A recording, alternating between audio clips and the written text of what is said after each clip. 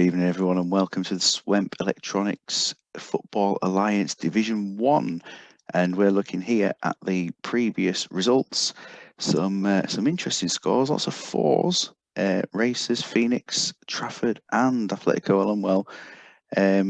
Three teams without goals there, Falaraki, Flamingos and UN Rovers. And it set the table up with East Coast leading the way, 16 points. 4 teams in the chasing pack there, just 3 points behind, including some strong sides, Phoenix, Trafford, Hulls, and the surprise package, but the very, very attacking Badgers. A couple of teams following on with 10 points, so quite a lot of teams into double figures already. And down at the bottom end of the table, Flamingos with 1 solitary goal, which is still haunting our co-commentator for tonight. Good evening, Ryan. How are you doing? Good evening, Dan. Good evening, Swemp FA Football Alliance. I'm very good, mate. How are you doing? Very well, thank you. Yeah, it's great to have you on, especially been watching plenty of Super League recently, and it was an inspiration towards this. So yeah, great to have you on board and to pick your brains. We've got Imaginary Madrid, who their squad is a lot stronger than no points at the moment, and then sat in the relegation zone as well. Remember, it is 3 teams going down. Fortuna Deflection, managed by our regular co-commentator Quinton Fortuna. Today's fixtures, what's, apart from your own game, of course, what's attracting your attention? I'm really excited about the Flamingos trip to Falaraki. I think they've been obviously soundly beaten for the majority of them, well, for pretty much all their games this season. But I don't know. I just got a feeling that they might be able to do something tonight. Falaraki obviously in a bit of false position, but they've got a lot better players than the position suggests. But I don't know. Just got a feeling that they might do something tonight. Obviously, I'm got a keen eye on the Wanderers of Wolverhampton game at home to East Coast. Obviously, looking up the table at East Coast, I think they've been so solid all season. Dimbles lads have, but yeah, I think that's a tough fixture. That away at the Wanderers of Wolverhampton, they've had a really strong start, probably shooting above their. Shooting above the weight at the moment. So yeah, they've got players like Mason Javan, David Collins, and players like you can really do some damage. Mike Duff as well, real champ legends. So yeah, I fancy them have a chance in any game. I think you would, yeah, certainly. Attracting my attention. I mean, this game's been producing a bit of online interest as well. The 2 managers at it this week, Mr. Duggan and Robbie, for the Iron Curtain against Atletico Alumwell as well. It's promising to be a good round of fixtures. It's interesting you mentioned that Flamingos trip to Falaraki, because I don't actually think any of them would be old enough for an 18 to 30 holiday. Yeah, I think I went to got to Falaraki under the age of 18. I went to Zante though, and they don't seem to check IDs over there, so I'm sure the lads have no trouble. Plus, Nico Crenshaw knows a few people as well, so yeah, he's got his connections. Let's hope they all make the plane home at the end of the game. Let's head straight into the action, and we are going to Trafford versus Imaginary Madrid. So Matt Timms, obviously a very successful predictor of football results after his victory this week in the Charity Challenge, but he hasn't managed to get himself a victory this season, and he is predicting not the best outcome today either. What do you think of this side? It's a real contrast of a team, isn't it? I mean, you look at players like Ian Robben, Joe Cole, Mendieta, and you think, they're top class champ players. Even you look at Kesman as well as a huge player. Then one of my all-time favourite players, the Ivan Campos, that centre half, and even Colaccini as well. He's gone for some hairstyles, hasn't he? Certainly. But they're not necessarily champers, are they? Outside of being in a Bolton save, I don't think I've ever had Ivan Campo. Alexis Merton's got a few 20s in there. Yeah. But I mean, he's had 6 games, no goals, no assists so far. Kesman, no goals, no assists. Robin, no goals, no assists. I mean, Yardy's the one who's come in and played 1 game and scored 1 goal. I don't think I've ever signed Yardy either. So he seems like a real contrast of a team. And yeah, I like a few of his players. Heidegger Johnson, one of my favourites on the bench there, but it's got quite a few gaps in it. And yeah, I think that's probably why he struggled to get over the line so far this season. Yeah, it's a good concept of a squad, though, isn't it? Picking people he's seen in action before, so it's something a bit different. Oh, definitely, yeah. Yeah, and Alex Calvo-Garcia, of course, I do mention him the odd time about how he, he's still getting in about this squad, despite having no Premier League experience there. So yeah, I mean, Jordi Cruyff, I mean, you might not have signed him before, but remember Alex Ferguson did, so he must have seen something in him. No, I mean, Alex Ferguson notoriously, overhyped as a manager. I think, in my opinion, he's very average. Got very lucky along the way.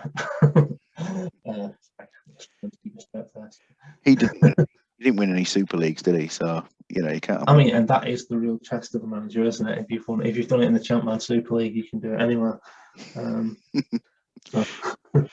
Their last game was a defeat to Iron Curtain in a late show, really, wasn't it? It was a good quality game, but certainly it really kicked into life in those last 15. Yeah, huge victory as well. I think Duggan would have been panicking towards the end of the game there, but he's got two top quality players in Shevchenko and Vasiliuk. We've got the goals, even when players like Tizalco and Nikiforenko really didn't perform. I think over the 90, they've got to say they probably deserved it, though. They doubled the shots on target and tripled the shots on goal. I mean, yeah, I think on paper, you look at the Iron Curtain, and although it's another interesting concept squad, there's a lot of quality in that first 11. Yeah, definitely. The only kind of place I think he really struggles is centre back. But beyond that, it's such a strong 11 and squad in general.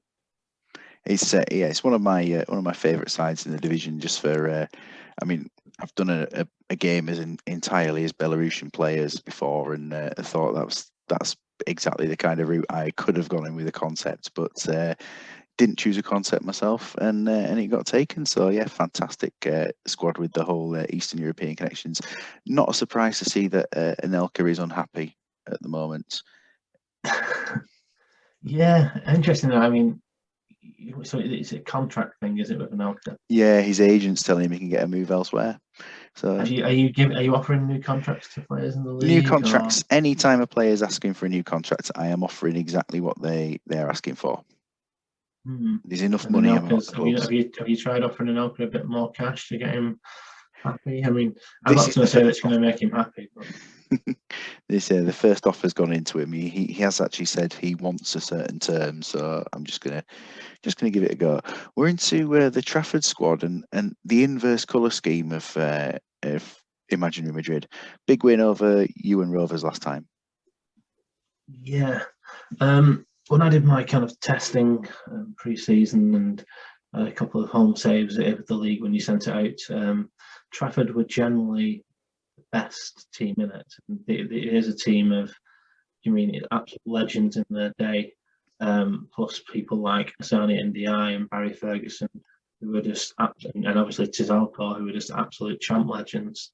Yeah, I think, in my opinion, player for player, probably the strongest squad across both divisions. Yes. You can't. You've got a couple of interesting players in and around, but I think you've probably got 2 or 3 absolutely outstanding players in every position. Interesting tactic. Yeah, it's in essence it's 4-4-2, but it's not a 4-4-2 that anyone's ever seen before, is it? No, very unique. Yeah, and that's probably why we've seen some kind of mean, for a squad of that quality to get beat 2-0 by Wolves, to only get a draw against the Iron Curtain, I know there was a red card in that game, but yeah, it's probably not what you'd expect. But I mean, 4-0 against Ewan Rovers, I'm hoping for something similar tonight. You do expect Trafford to win that game, definitely.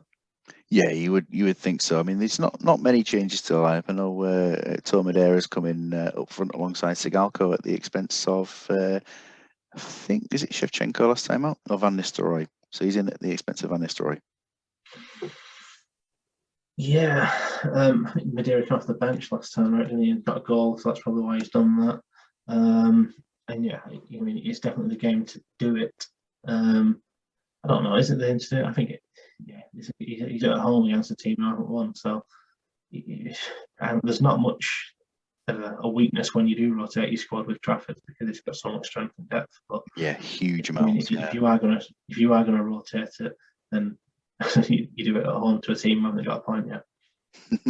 This, strange enough, both managers, I know Daji as well, not the most confident about victories today. So we'll head into it and see. Daji won't have a problem tonight. No issues. No, you like you say, you're predicting an easy victory here. And but in terms of Bolton players, you know, they Imaginary Madrid outdoing them. So we'll see how it goes. Kicking off from Gold Trafford, and it's the first chance to Imaginary Madrid. And Jordi Cruyff has made it 1-0 to Imaginary Madrid. What a great start it's for them. Veron's had a chance as well. Start. Absolutely. He always underwhelmed, didn't he, in the Premier League? But I mean, he always had such potential. This is what he was saving himself for. Yeah, he took the big step up, hasn't he? And now it's his time to shine. 20 minutes interesting start. Obviously, 1-1 with Riquelme. Yeah, when Roman Riquelme, much better on the Doc 6-8 update. Yes. But he's even absolutely incredible play on this game as well. Very much so. Sigalko's just had a chance as well to make it 2-1 to Trafford, but nothing came of that one. It's been a good first half, and Sigalko does get the goal in the end to make it 2-1 as we approach the break. And will that be how it stays? They're getting certainly the impetus is with them at the moment. But Smerteen's tried to pull one back, and we have 2-1 at half time. They were turning the screws, Trafford, didn't it? But yes, yeah, Imaginary Madrid, glad to see they've had a couple of chances. Yeah, 8 shots, 7 on target for Trafford. I mean, yeah, certainly they were piling the pressure on. Really solid first half performance. Is Daji local to Manchester, do we know, or is he just a fan of the area? I think he's just a big fan. Yeah, I think so. But of course, Daji, if you want to get in touch with us, then let us know, and we'll make that comment in the next show. Let's take a look at the goals. Just noticing the possession is actually in favour of Imaginary Madrid. So that was probably a little bit of a surprise. Early on, Ashley Cole with the ball in, and Jordi with the header beating Buffon. So it was a bit of a shock early on. Definitely took us by surprise, and probably all predicting the result here. But Veron with a shot, Cudicini pushes it away, and a little tap in for Riquelme. And when someone's odds on to score, it doesn't happen that often. So he kept his composure well. And for the other one, Veron heavily involved again. And this time around, it's an assist that is, directly from him rather than a shot that's parried away. So yeah, Veron will be pretty happy with his performance in the first half. Yeah, he's such a solid player, isn't he? You can't really look past him. He just seems to come good. Every game he plays, he has an impact. Yeah, it fits in anywhere in midfield, really. And so, Trafford have got that luxury of players who can play in more than one position pretty successfully. They're for the first half. Ferguson might have picked up a knock. No, that's the only he may well have, yeah. In terms of substitutions for Trafford, they were looking at 85% or below, and yellow cards. So at the moment they'll be going as they are till 60 minutes. But Ferguson, I imagine, will be withdrawn at the hour mark. For Imaginary Madrid, they're not winning many tackles. No, hardly any. They're not. It's quite a low pass completion, really, apart from Matteo Kazman. I mean, it seemed like they had a better first half than that from watching the text. Sometimes it doesn't really give them the credit the due. Jordi Cruyff, the only an 8 due to his goal. Needs his strikers, Kesman, definitely to get some more shots away, just one. You don't want people like Gareth Barry having your shots. I mean, in real life, not a bad finisher, but he's not really one to score many on the game, in my opinion. But yeah, he's obviously winning his headers. Yeah, key headers as well. So, but I think he did get outdone for the goal, didn't he, from Sigalko? So he does need to keep watch.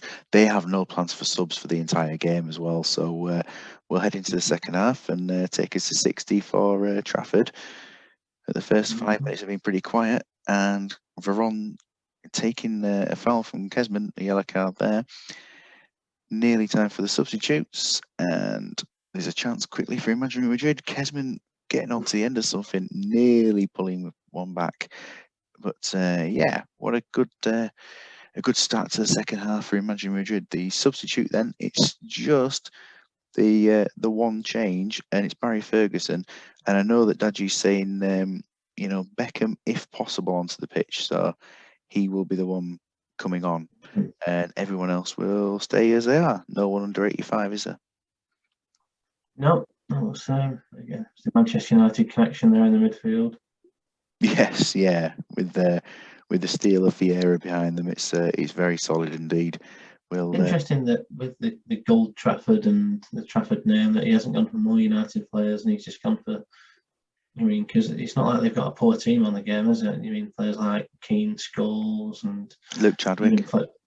Yeah, Luke Chadwick not bad on the up bit, especially, but even players like Rio Ferdinand as well. I thought, he's surely got a ready-made theme there going for Manchester United past and present, but yeah, he's got a couple in there at least.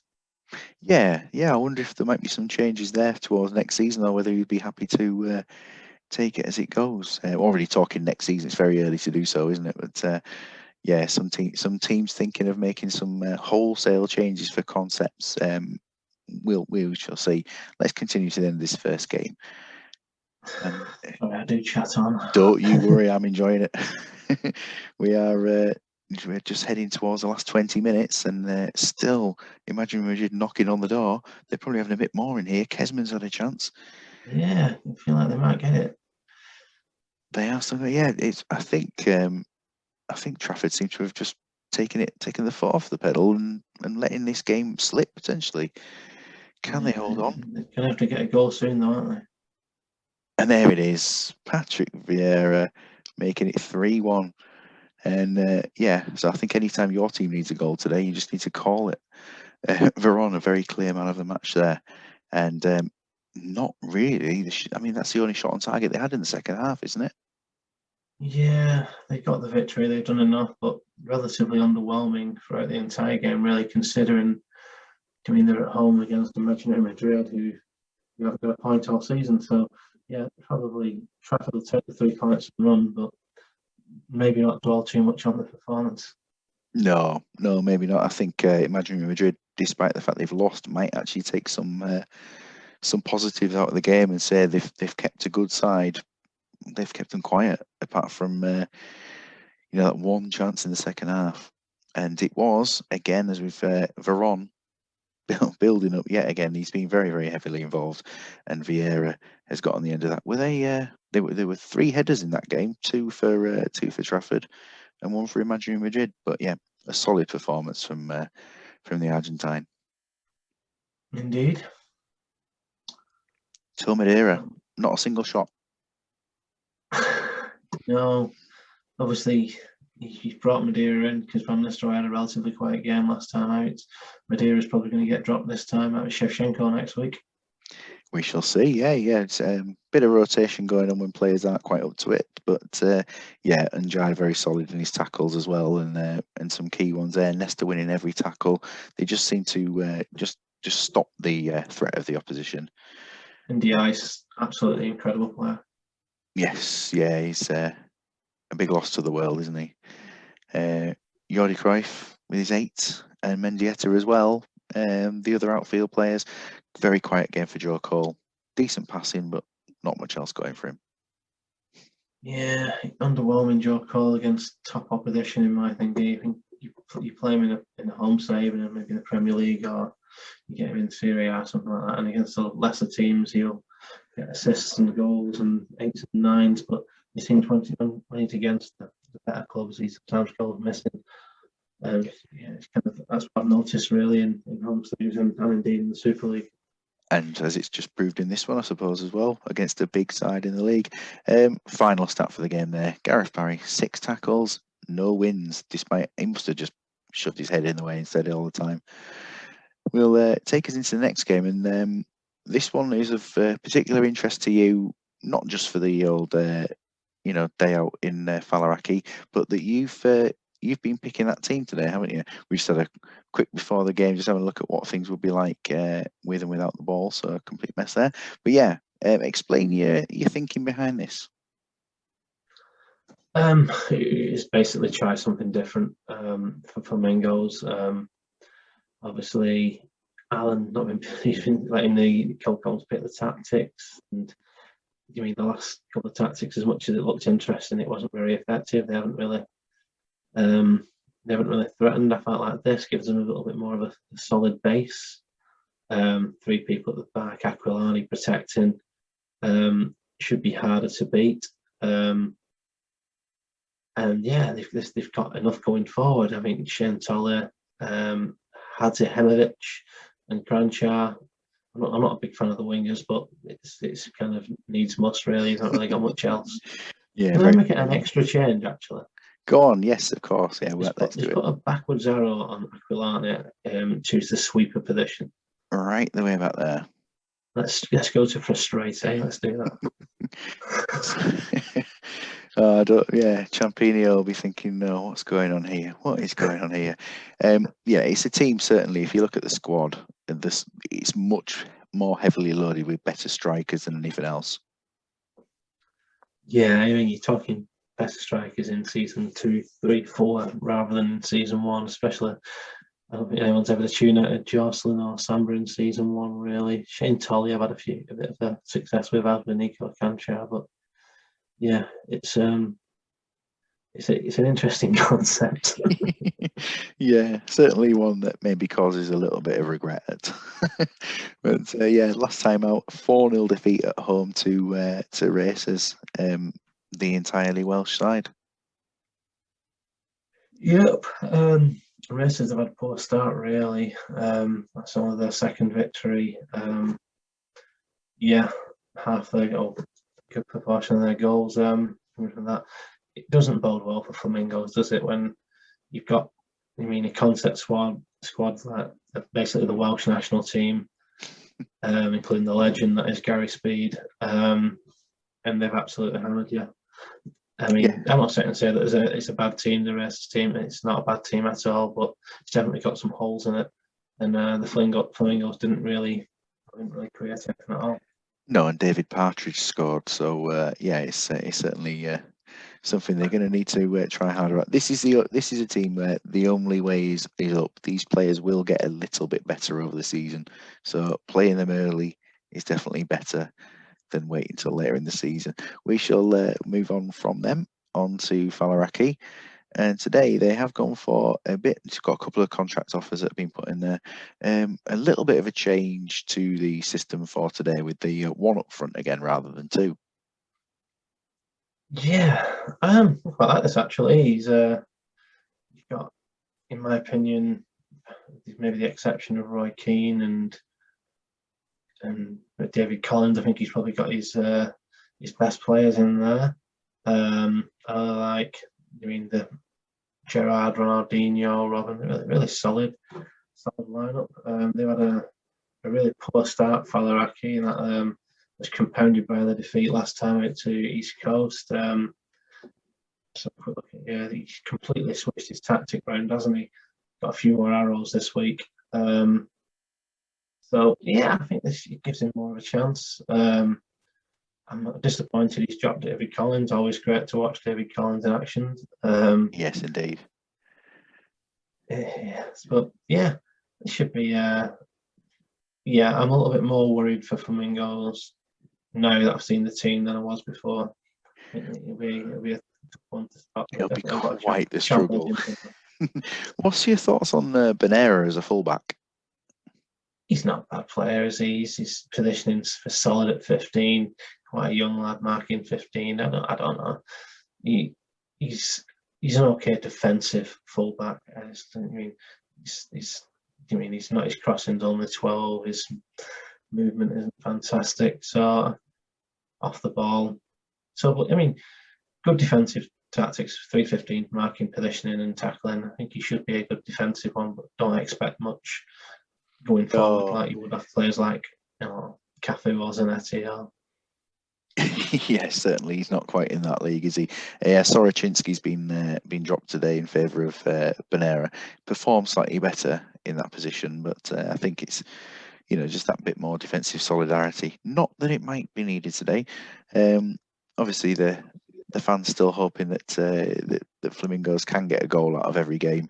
They're in a case. What's with the Roy Keane?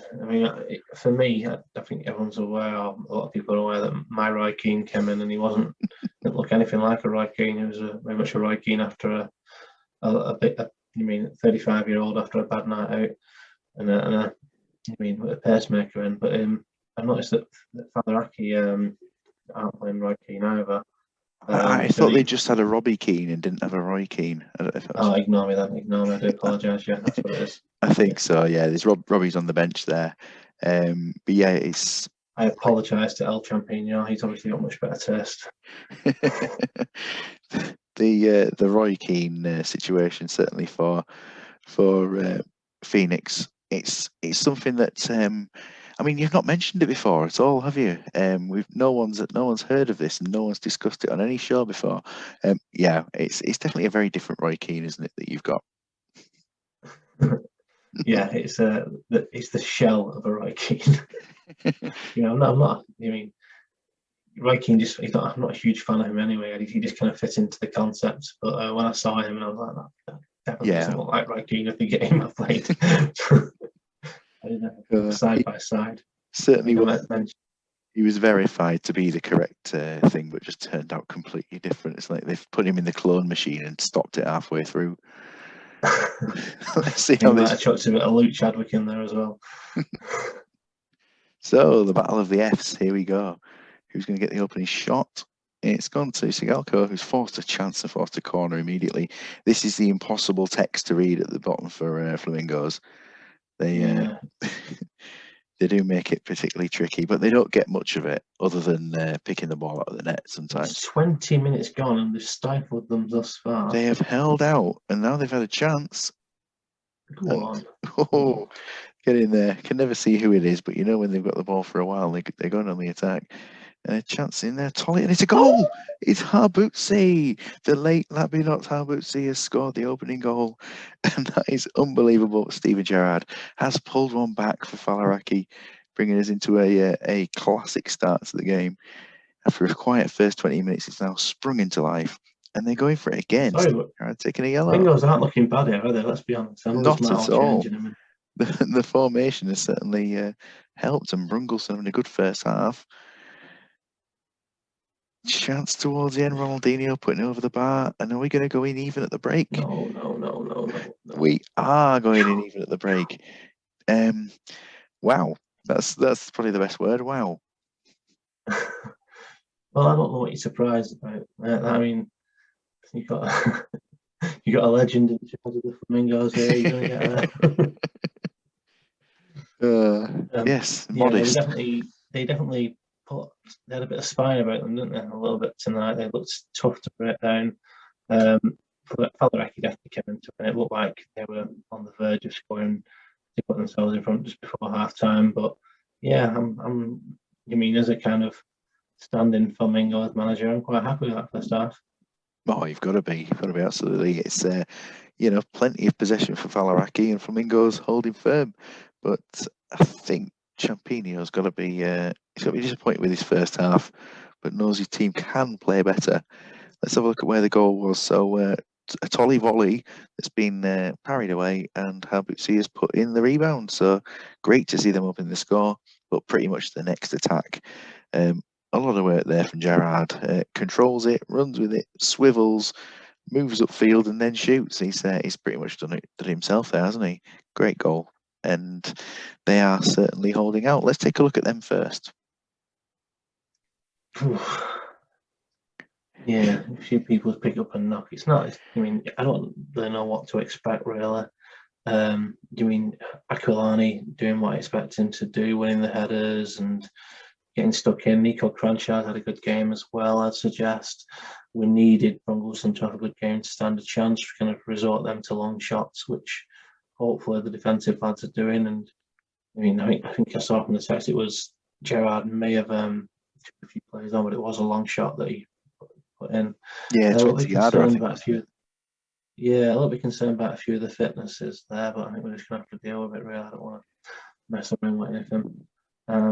Is that changes at half time or 60? I think leave it to at least 60, considering how well lads have played in the first half. Minarelli, terrible, but yeah, he's certainly a player who's not performing particularly well, despite the fact he's supposed to be a creative player. Maybe he's just not being involved. Yeah, I'm not too disappointed really. But yeah, solid first half for Flamingos. I mean, better than I expected.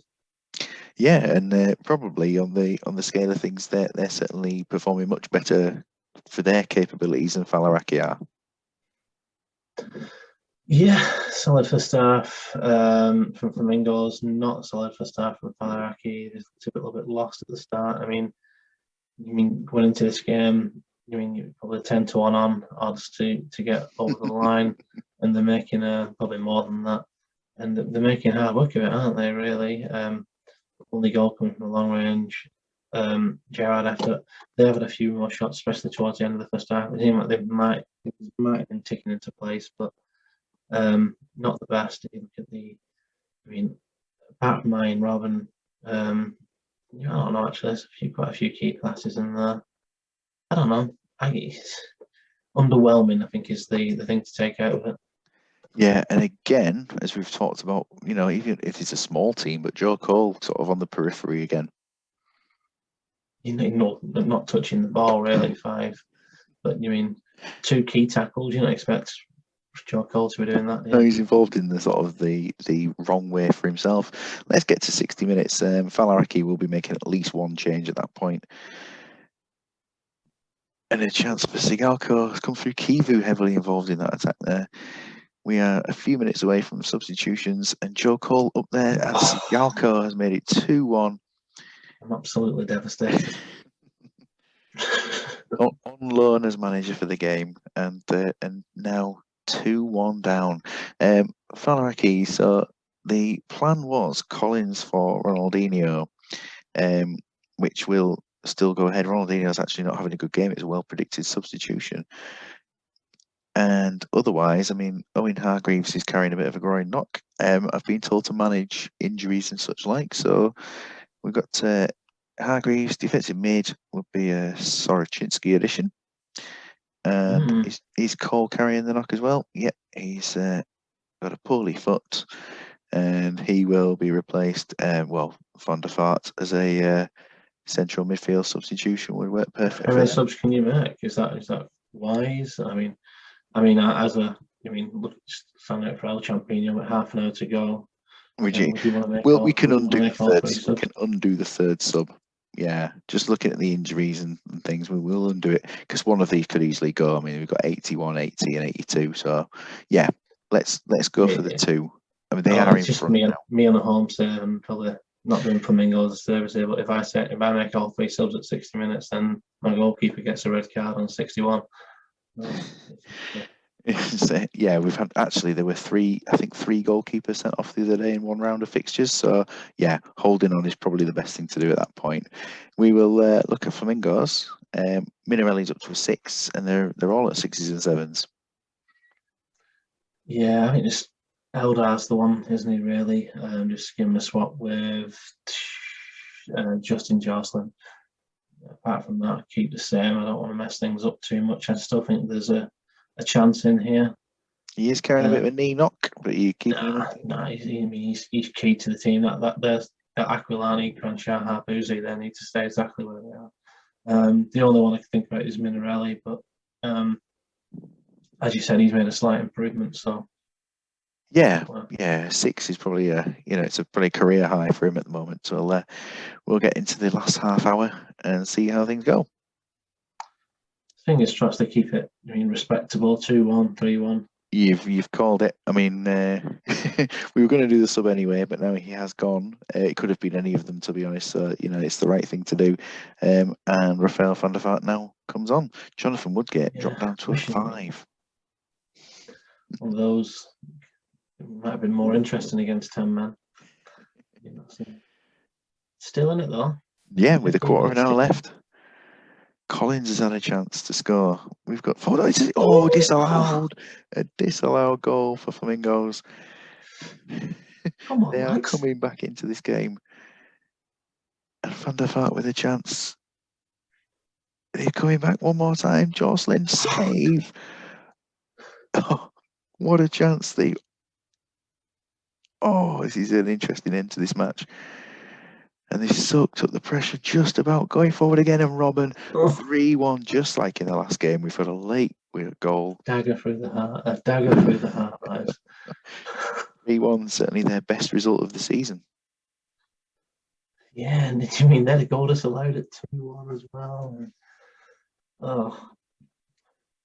Heartbreak. Absolute heartbreak. I can tell. Faliraki, there's no question really. They deserved it over the 90. But I mean, Flamingos, they put in a dogged performance, really, really solid. And considering the players they've got, the lads did the club proud. It gives them hope that maybe this season they could pick up a point. So, no, they will pick up at least 1 point certainly, but it was an opportunity. Header from Sigalko from a ball in from Joe Cole.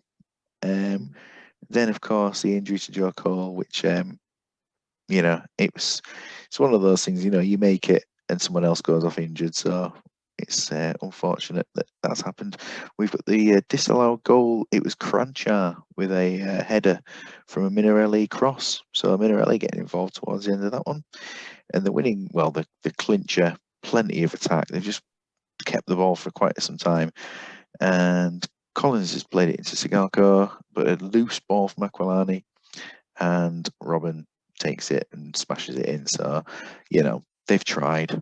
Brungleson. The legs went at the end. I think Brungleson's been a bit harsh on his defenders there. I think so. Had a good game himself, but I think Aquilani tried him with the tackle. Hey, listen, tell you what, that backward arrow on Aquilani is a very interesting thing, isn't it? I mean, it's something I've never done before, but I just thought let's try and camp him there. I think Wooder will be making some notes for his Danglies team that Aquilani's in his squad. He might be thinking about something like this. But they were pretty tired at the end of the game. Certainly compared with a few of these people still with their legs going. And Joe Cole injury 22 fitness. It might be a bad one there. Yeah, it wasn't. I mean, it was his foot before, and now he's done his thigh. So it's a completely different injury to the one that he had before. So yeah, Robin, fairly quiet game. I mean, lots of key passes, but apart from that, he hasn't done a lot. But he's come up with a goal at the end with his only shot. Sigalko, I mean, 3 shots, 3 on target, an assist, plenty of passes, lots of key passes. It's a good performance. He must have done a few dribbles as well. No dribbles. Right, it's Sigalko's kind of bread and butter, this kind of game, though, isn't it? This is where he thrives against the kind of lesser opposition. Picks them all off and gets his goals. That's 3 for the season so far, and when his average rating is less than 7, a 10 is a welcome boost. We'll go into match 3, and this is a good one. Wacky Racers up against Badgers, and Mr. Hopkins for today has changed his formation. He's dropped the back 4 in favour of something a little bit more attacking. Yeah, quite like this actually. I mean, Jamie Hopkins is absolutely terrible at this game. Do you mean I don't know how he's not give up, but fair play to the lad. As I mentioned before, absolutely huge fan of Gary Speed. Rest in peace. I absolutely loved him as a player. It's the Welsh lads. No, I mean Davies, Speed, Savage, even Kumas, Bellamy. They're not bad players. Giggs, obviously, one of the probably top 2 or 3 on that left hand side of the game. He's gone with numbers at the back because he's not got any quality there. I can understand that. I think the defence is a lot weaker this game, to be honest. I mean, they might have 3 centre backs in, but I mean, Partridge is a centre back. He's played well at left back. He did score in the previous match. And Mark Delaney, who I've not seen as a centre back before. I mean, this could be a masterstroke, but it could also backfire. Yeah, I mean, they had a win last time out against the Flamingo, so let's see if that confidence. I mean, it's brought a bit of confidence to the squad, and they can keep that going. But I mean, I think this will be a tougher game against the Badgers. Definitely will, 100% will be a tougher game against the Badgers. And I mean, they're not at the best start to the season, the Wacky Racers. So points against the 2 teams without points. I think they've got. I mean, I think the best they could hope for is a kind of 7th, 8th finish. I mean, especially with Jamie at the helm. Yeah, and I think it's a good concept though, isn't it? Having players from one nation there, it's certainly something to think about for other managers and something. Yeah, I think that idea is fantastic as long as the nation isn't Wales. Just wait for the Liechtenstein team that'll come out at some point. So Edwards takes number 23, and we head off to Badgers, who, I'm a big fan of the Badgers and Tato Mourinho. I mean, on a personal, I think Tato's one of my favourite, if not my favourite person in the champ community. He's absolutely fantastic, real gent, and he's entertaining as well. Absolutely. I mean, so this is an entertaining squad. Say that. I mean, people always have a chalk and cheese. Marmite attitude towards David Collins and Neil Scally and things like that, but they are entertaining players. He's gone for a real team of legends in Javern and Scally and Collins, even people like Scott Huckabee and what's his name, Ryan Williams. It's a real interesting lineup. He beat us a couple of weeks ago. I was in a little bit of frustration, and I was like, "Oh my god, this is actually happening." I don't know if you're aware of a good friend, the Fulchester boss Chris Mack. He calls these kind of players myths, but sometimes these. I mean, you've got a team of myths that can say that you never really did anything in real life, but this game isn't real life, is it? And if you've got a team that most likely can upset a few people. This game's better than real life. That's it. just a quick look at to the cup, just while we're on it. Badgers with a big game against Mo. I mean, she's up for a real beating, I think. But just to take a look at the cup fixtures, we have a one fixture for Badgers up on Tuesday night, which will be played before the round, so that the squads can be updated. But then the mammoth round that we've got coming up the day after, with 13 teams playing in 13 separate matches. It will be a show where we don't do much build up or anything like that. It will be a straightforward, let's play the games and let's get through them. But 13 different matches to be played, all on it will be Tuesday night in real life there, Wednesday on the game. But that will be quite the round of games, and everyone playing teams outside the top division as well. So of course, with everyone there playing different ones. But I was supporting the Flamingos in that one, hopefully.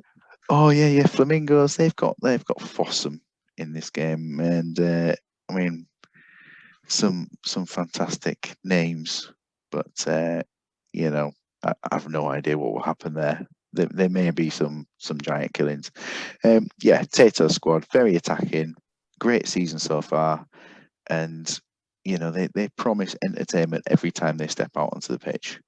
And let's hope it does this game. We don't want a 0-0. So, Froda found refereeing at the Dick Dastardly Arena. Let's go. Hopkins versus Tato. Giggsy starts off You've strong. hit the bar already, racers coming forward. Yeah, Giggs having that great start, and we've gone very, very quiet during the match. Yeah, the entertainment value is certainly your commentators. All the build up from them, just nothing. The chance is all for races at the moment. I mean, Kumas has been involved, but Yavin's come forward. Oh, chance already. Won't take many chances for Badgers. Not at all, not with the players that they've got, and they're certainly coming back in as the half ends. Justin Lee Collins with an error, and we've got to half time at nothing and only one shot on target. One of those, I mean, we've been speaking a lot last couple of games. It might be one of these less said the better of that first time. Yeah, I think there isn't very much to say at all, is it? Other than things can only get better. The one shot on target came from Yavin towards the end of the half. Racers, I mean, they'll be happy they've kept the Badgers attack out. Yeah, but I mean, Jamie will think on paper he's going to win this game. I mean, he should have better, the better players, the racers. So I don't know. Disappointing performance. Definitely disappointed not to get a few shots on target.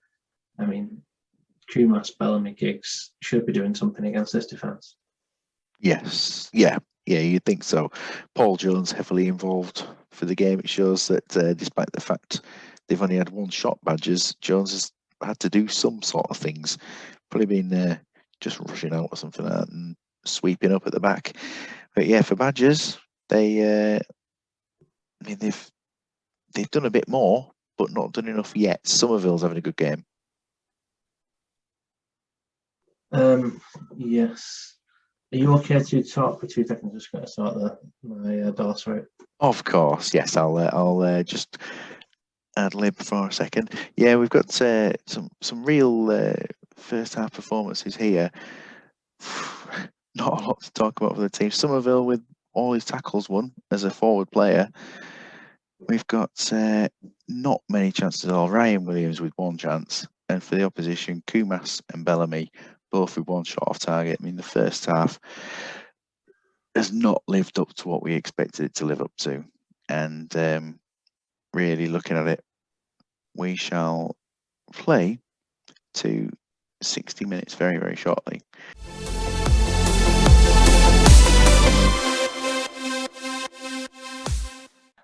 So Badgers, yeah, just quietly, they'll be relatively happy, I think, first half. Not the most vintage of performance, and especially the form they've been in, and some really good results. But this is an away game against a team who on paper quite strong, and yeah, I think they've had the better of it.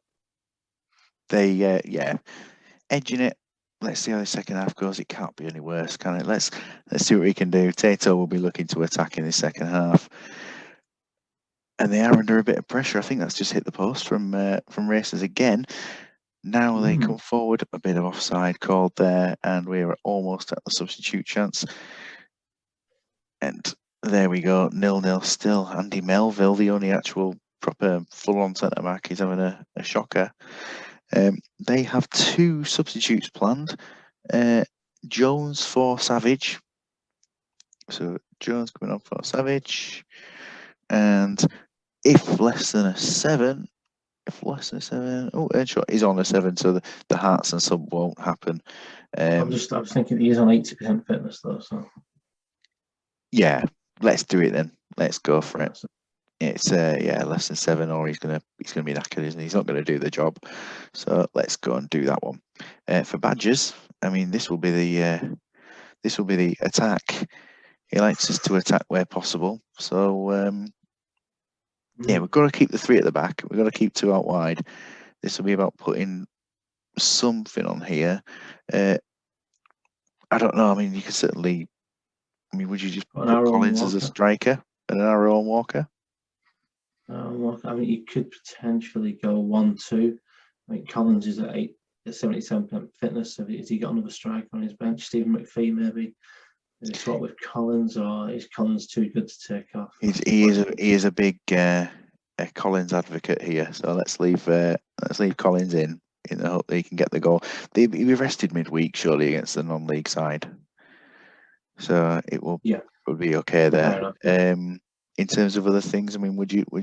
He does say, pull players, attack.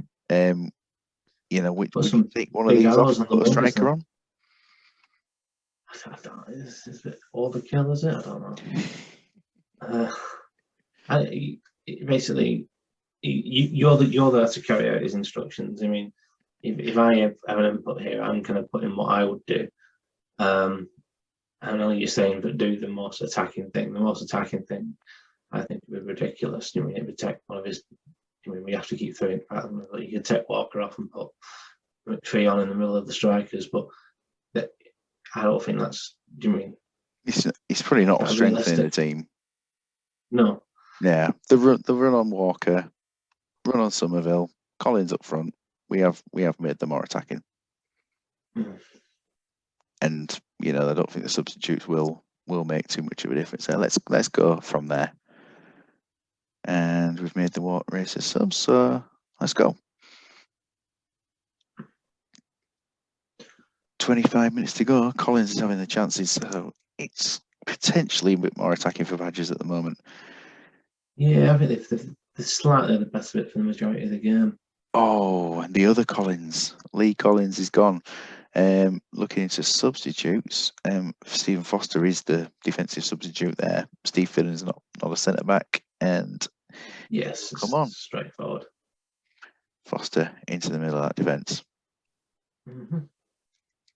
He'd love to go two at the back at this point. Oh yeah, I mean, most people would play two at the back nowadays. On Champ, it's an interesting little rule you've got in there that to kind of keep people tied down, thinking, and also keep it looking at. Don't know. The formations look a little bit more like real football, I guess. But 0-0. David Priest, man of the match. We managed to get 3 extra shots on target during that game. Yeah, I think. Do you mean it's one of these quick roundup? That game's on last on Matchday, isn't it? It is. It's even 50-50 there.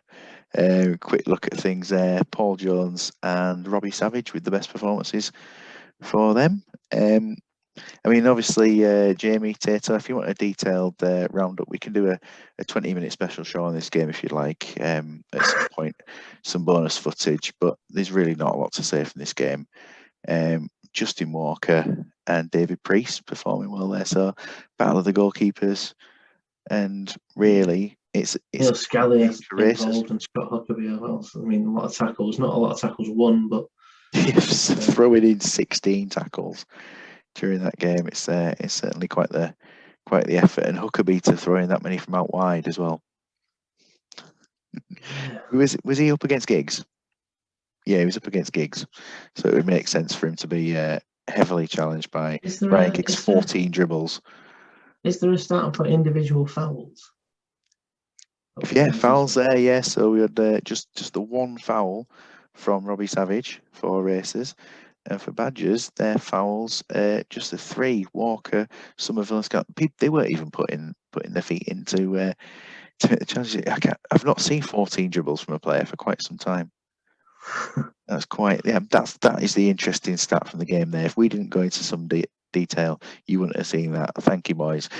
On to the next game, and Fortuna Deflection, who have identified the threat of Hulls. Their previous game, you give them a bit of a beating, including an own goal from Jurgen Kohler. What did you think of the Fortuna side when you played them? It's similar to the Badgers side, and I mean that in a kind of in the nicest way to the Badgers. Really, it's got a few legends in there: Archie Bark, Mason Javan, Ibrahim Said, David Collins. It's got those type of players, probably even more of those players like Nicky Karenko's in there and Carlos Jacks, who both I think would fall into that category. Fortuna, I mean, just one win so far this season.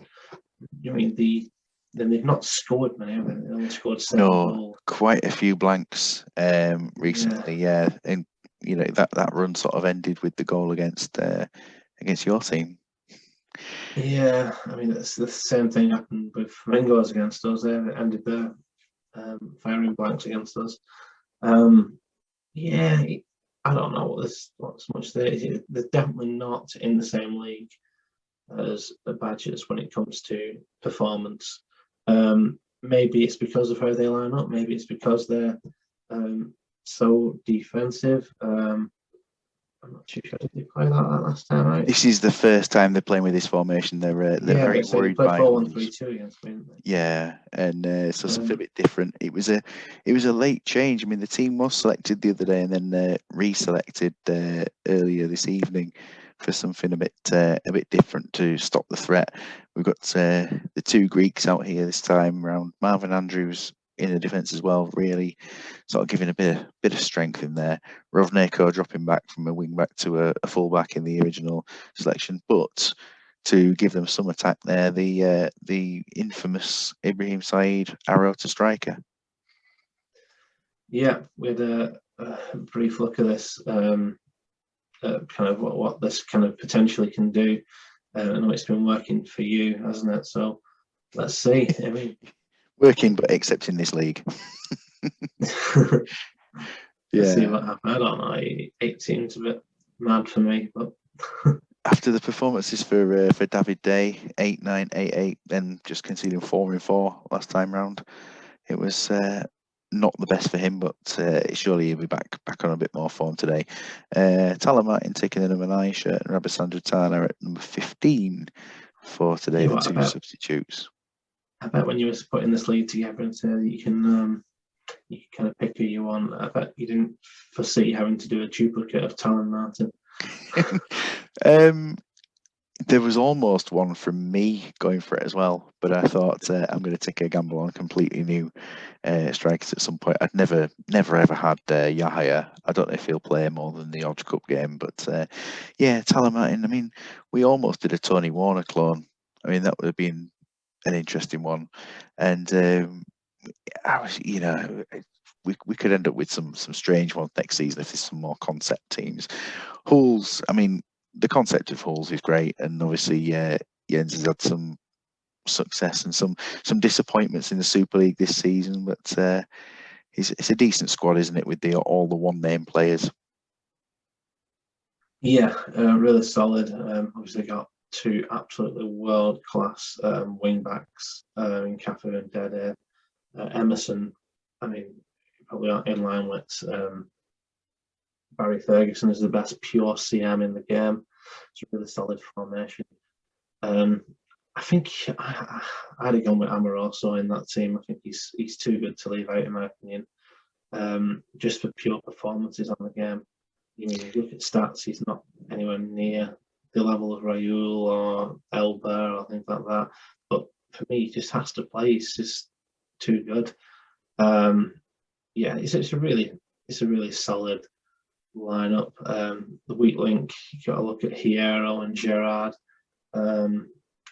Gerard's a late replacement for Figo. This is actually Hulls' team from day one of the season, but with Figo injured, Gerard has stepped into the lineup. Right. And they scored 5 in their opening game, didn't they? 5-3. So they're hoping for a return to goal scoring. Yeah, I mean, it's a solid lineup. Jens just kind of gone set it up how he wants to play and gone on holiday manager mode. But yeah, he's it's a strong team. I mean, 2-2 against Badgers last time out. On paper, Badgers should never be getting a point there, but Badgers are. They're something else this season. Yeah. I mean, we've just seen a sort of disappointing result for Badgers, but yeah, they've been fantastic this season. And Hulls versus Fortuna. Go on. For your opinion, is that a disappointing result for Badgers? Because on paper, you look at player for player, you say that the Racers have got a better squad. It's only because of how Badgers have played this season that you consider them favourites in that game. Yeah, I think from both teams' performances that Racers have had had a very average start, and Badgers has had a very strong start to the season. I think, yeah, I suppose maybe if Badgers were at home, you'd have expected a victory, and maybe the draw is a fair result. But it's just the fact that Tato will be gutted he might have scored. Yeah, fair enough. For the Mr. attacking, for them not to score, that's probably the one thing there. But yeah, we'll go into Hulls versus Fortuna, and it's this one. I think there's goals in this game, but I mean, I'm going to say 0-0 as a result. Here we go. 5 minutes in, nothing happening so far. We've had a few slow starts, and obviously they're probably one of the fastest teams out of the blocks with Flamingos today. We got 20 minutes in with nothing going on, and a yellow card there for Emerson is the first action of the game. A foul, I think it was on Saeed as he ran forward. Collins has been taken up by Lucio for a yellow card as well, so the pressure is on. The Hulls team is that he's got a lot of South Americans there, especially a lot of Brazilians, and I think sometimes they have a tendency to, I don't know, just go missing in some games. And yeah, they look like they're on top in this game, but as you said, they didn't create anything. It looks like they're going to go in 0-0. Going in 0-0, yep, player-wise, doing very well, but doing reasonably well, aren't they, compared with Fortuna? But Fortuna have had the chances, and well, I say they've had the chances. One on target in the game so far. Fortuna might even fancy this a little bit. I mean, that's better. I think that's better than what I would have expected pre-game. I'd say it's not been a classic by any stretch, but yeah, I think Fortuna are the happier of the two teams. Yeah, setting up for defence, and so far it's paying off. And yeah, a lot of the game has been played in there, but they're sitting back and soaking up the pressure. At the moment, we've had those two bookings really early. Well, I say really early on. The first action of the game is 2 yellow cards, and Didar at 21% is definitely the thing here. We've got Hull's tactic is manage, so Didar will be the substitute at half time. Didar, that's an interesting pronunciation. that's how he's always been called on in all footballing things. Watching the old Champions League. Dida. Yeah. Dida. It's a song, isn't it? That one. Police did it. You adding an R onto the end there, mate. Well, it's Kaka as well. It's short. It's Kaka. Oh yes, it's Kaka. Yeah, Kaka. Go on. I'll be happy to get my pronunciations wrong on this one. I'm all having a bit of fun there. Roger Ayo's coming on though, so we're all. If being Hull's here, I'd put him on free kicks. Why not? But on free kicks. I'm not. I can't mess him up with somebody's tactics there. It's interesting though with what they've got. Yeah, just the one substitute needed here. Fortuna, in terms of managing their substitutions at the moment, they won't need anything as we look into this. I will just check my guidance. I've got quite an extensive bit of guidance here. But no, nothing serious going on. We'll head into the second half in a second, but just to have a quick check, they are winning lots of tackles from what they're doing. I mean, Nikiforenko, only 2 out of his, and Collins has not done any, but they're not players renowned for tackling, but the defence are holding firm. Yeah, very good so far, defensively. And yeah, they're not having to put in as many Hulls. They're the ones who are taking. Dino, 4 tackles, 1 out of 4. He's on it, yeah. He's on it, old Trisha. He's doing a good job there. Trisha. into the second half, we'll go. 50 minutes in, the second half starts like the first, but we've had a chance a bit early on. Saeed has been taken down again on his marauding runs forward, and we'll go to 60 minutes. In the Valhalla in Trondheim. The Maracana, yeah. The Maracana. What's happened here? Oh, it's just 60 minutes. It's 60 minutes, yeah, 60 minutes. In terms of managing substitutions, yeah, Alex on for Gerard, absolutely. Yeah, I think it is with the situation there. I mean, previous games, it's been if a striker hasn't scored and isn't performing so well, but this time around it is managed substitutes. So we will go for Gerrard. He's not injured, but he is the one who is the least fit. And Alex, it was a debate really of whether Gerrard or Alex should start, but with Gerrard being, well, Alex being a left-sided one, it was a bit more of a choice for Gerrard there. Yeah. But he'll come on. Gerrard wouldn't be anywhere near my squad. I think he's terrible. No, he's probably not the same quality as the other players in the team. Jeremy was in the squad and he was considered for the game, but Gerrard's played more so far. So we're looking to here at 60 minutes, not losing. So that's something to do there. Anything potential, and just manage substitutions. Otherwise, we've got here potential shin injury. He's probably at 84. We're looking at coming off. Saeed will just be worn out so far, but he's only at 85%, performing all right. Substitution wise, would you take an Atalakis off for? What's he got? He's got a shin injury at 84%. No, I was on the bench. Rabasandratana's on the bench as an option, and that's a defensive one. And I'm gonna leave this one to you. Yeah, in terms of don't let him down. Yeah, we've got these ones. As part of that, he's not very quick. Rabasandratana, yeah, I think just in case anything happens here, Rabasandratana will come on there just to be safe. Interesting. They are a team that have built up for defence here, and you got a player on a shin injury. So yeah, and they built up for defence, and 60 minutes in, and you've taken one of the defenders off for another one. They're holding firm at 70 minutes. He's chucking some tackles in. David Collins with a chance for. I think we're on the stats page for Fortuna there, rather than the player ratings. Going into these last 5 minutes, Caffrey with a chance, Raul, and nothing coming of that one. A final chance in the last minutes. This is going 0-0, is it? Is it? It is a 0-0, and they've played out a couple of 0-0s this season. And David Day again with his 8 out of 10 back on form for him. Raul, man of the match, but Rogerio's come on and had to play reasonably well, despite the fact he's not faced a shot on target. He must have been making some good goal kicks or something. Yeah, some really good defensive free kicks maybe from those 3 fouls and 1 offside that the team did. They built for defence in that game, and it worked a treat. Yep, completely agreed. I think Fortuna are the happier of the two. Yeah, Jan's better team, but didn't create anywhere near enough. Standing firm, and luckily for Fortuna, the Rabasandratana substitute didn't result in the team losing the game. So well managed, me. And you enjoy me piling the pressure on. I felt it. Yeah, Dida was he's carrying the injury there.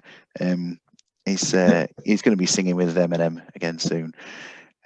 We'll move into the next game before I start just going completely insane. But yeah, just a quick look there. I mean, they've held firm, and every single player that's played on that pitch has put a tackle in and won something. So that shows the defensive performance has worked for them.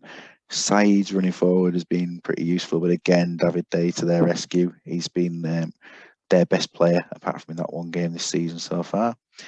2 0-0s in a row. Are you feeling you've enjoyed the entertainment tonight? I mean, it's always entertaining. What the show, even if a 0-0, it's you look at the dogged tactics that have been on display. They are interesting to watch. They've been good 0-0s, and I think my bout of irony is going to come to an end now.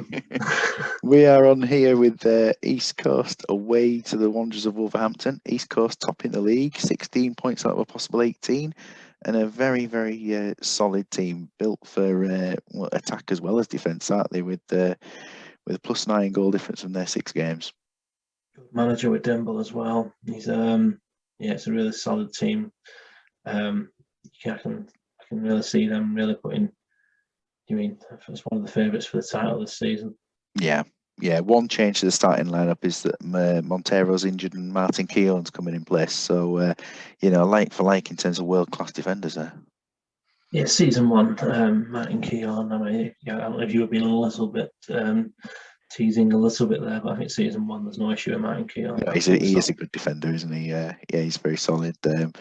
He'll still be staying in the Arsenal team in my ridiculous Premier League game that I'm doing in charge of 16 teams. So Tomasi making that run in here. I'm not sure whether Dimble's feeling the threat of Wanderers Wolverhampton by not having both defensive midfielders coming forward like last game, or whether he's just covering the loss of Montero by keeping Roy Keane where he is. Potentially. Yeah, it's a couple of questions. He might just wanted to change the tactic. Yeah. Keely Gonzalez is a bit of a weak link for me. Has he played him? He's played him a few games. He's played five games. I think it's just trying to find that player on the left hand side. I mean, at the moment, he's the best one. Quite like what's he called, Barrio up front, but you think this will be his sixth game and he's not scored yet. But I suppose he's had a really good average rating and a couple of assists, so we won't be too worried about that. Yeah, it was a brave decision to put him in. They remember this team, of course, the team with 20 for bravery all round, which did see the last minute replacement of Fabian Barthez in the squad after realising his bravery was 19. So, only the brave. Replaced in the squad by Runya, who's in the reserve squad at the moment. But East Coast, very, very strong. And I mean, he's not got bad goalkeepers there, has he? Taby and Nigma Tulan. Nigma Tulan's really, really solid, except he generally falls out with the manager middle of the season for wanting a better contract. He's a bit of a Nicholas Anelka type. He actually went on to become a professional DJ in Russia. I didn't know that, actually. I just, obviously know him from this game. Only because I had him in my first season for Phoenix. He was one of the players I had, and I read up on the scene. I was looking for some. He had a man of the match performance one week, and I was looking for a picture of him, and I had to search him on Google. That's where I found that out. There he is. Well, they're up against the Wanderers of Wolverhampton, who they've performed reasonably well, haven't they? 10 points so far from the season and a solid mid-table position. I think Andrew Richards has come out and said he's not expecting the win tonight, but he wants a performance from his players. You can't be expecting the win really against East Coast. It's probably one of, if not the toughest game in the league, even if you are at home. He's got a few legends in there, hasn't he? Roy Keane. Obviously, he must have one of the good versions. He's really, really solid. Lots of 20s in there, as you'd expect. Neil Scally, centre midfield. I've never seen anyone really play outside of centre mid. 3 goals and 3 assists this season from Scally in that position. I'm not knocking it, man. I'm not knocking it. I'm just stating it's something different, isn't it? It is something different, yeah. Mason Javin, obviously. I mean, it's someone I'd never heard of when I joined the Twitter Champ community. It was introduced to me by Rocks, but 8 goals in 6 games is something. It's lethal, isn't it? I think he has the best Yaron in the game with things so far. I think he's managed to get the best one. Yeah. I mean, overall, I think it's a solid, if not outstanding squad, and I think Andrew deserves a bit of credit for how he's performed so far this season. It's been a really good start for him. He's picked up some good results. He got beat 4-2 last time out. I think I've seen the Fortes thing. It was bringing on Fortes there at the end of the game. Yeah, let's see. I think that's probably his only performance of the season, but at least they can say they've played a 64-year-old. You'll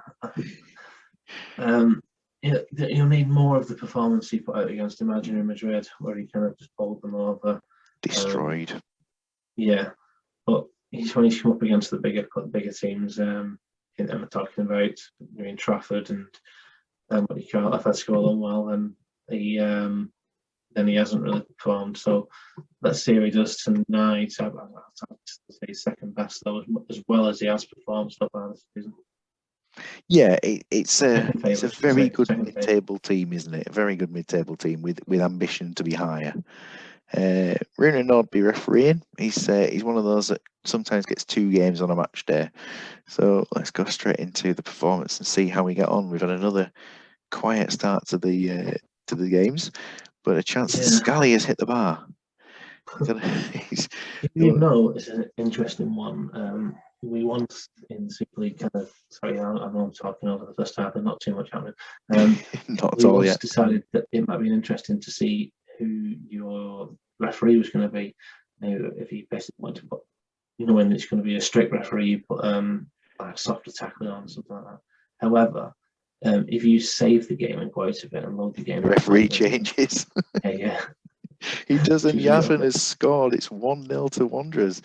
This is obviously against the form book, but 1-0. Hey, absolutely fantastic first half, really, from Wanderers of Wolverhampton. They've got that goal.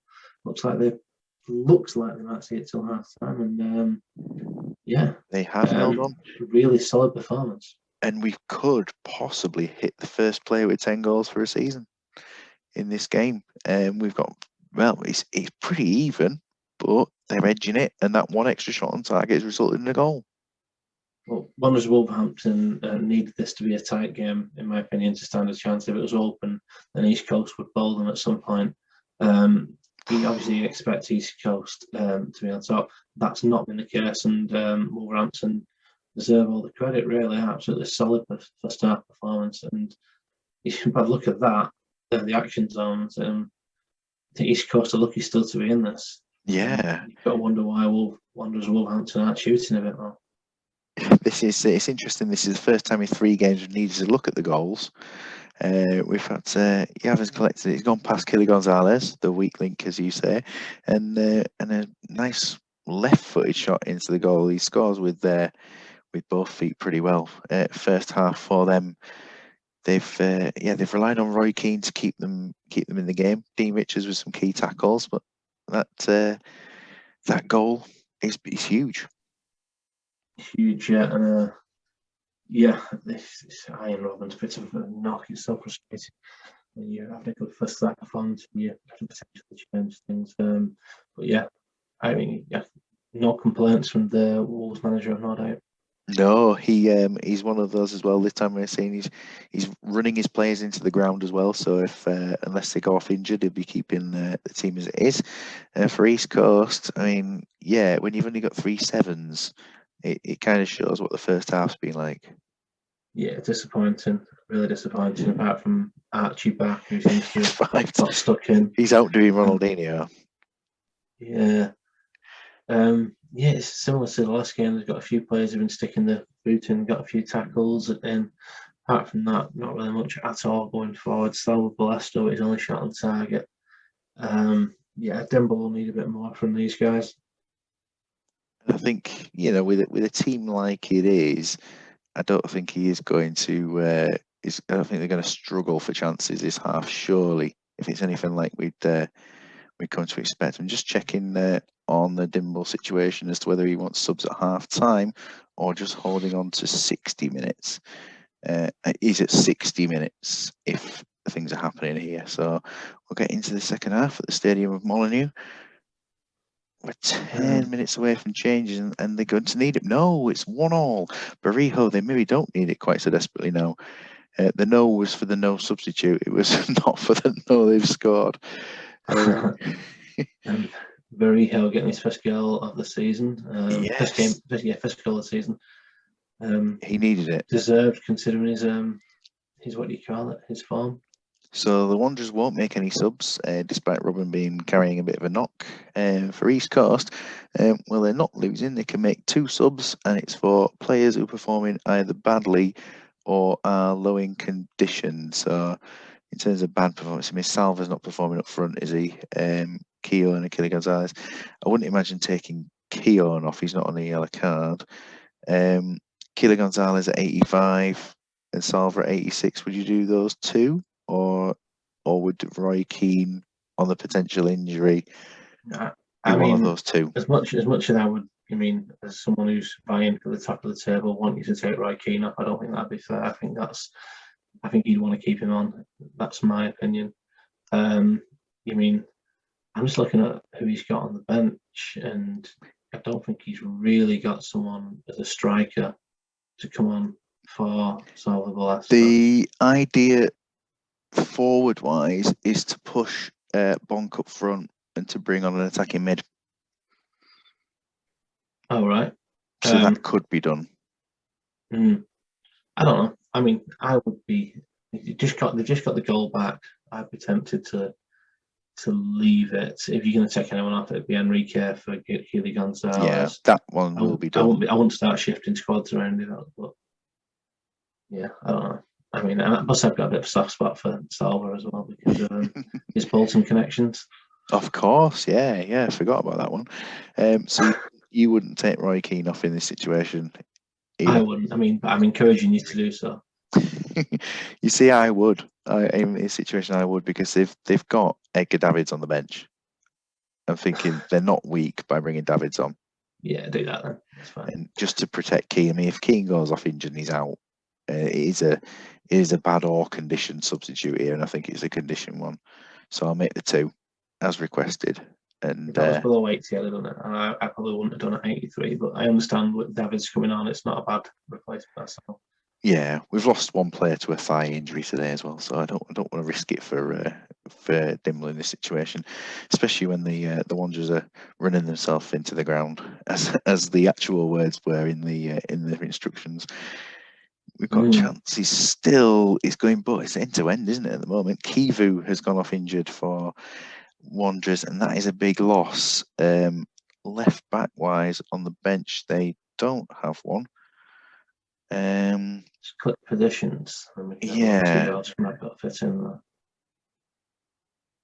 I think, I mean, Lescott's not left-footed on this, is he? Either he's a right footer. So I'd be tempted to put a fullback on, even if it's on the wrong side. Well, you wouldn't bring Etherington on at the back as being left-footed. Yes. Yeah, probably the one is. You know what? If you go on, that's interesting. I just put the best player on the bench on. I mean, I put Simon Davis or Darren Anderton there. I just completely ignore the positioning because he's got no one who fits in that position. Actually, he's not going to play left back, is he? So bringing Darren Anderton on, he'll get 10 minutes before he goes off injured, but he is the strongest player they've got on the bench.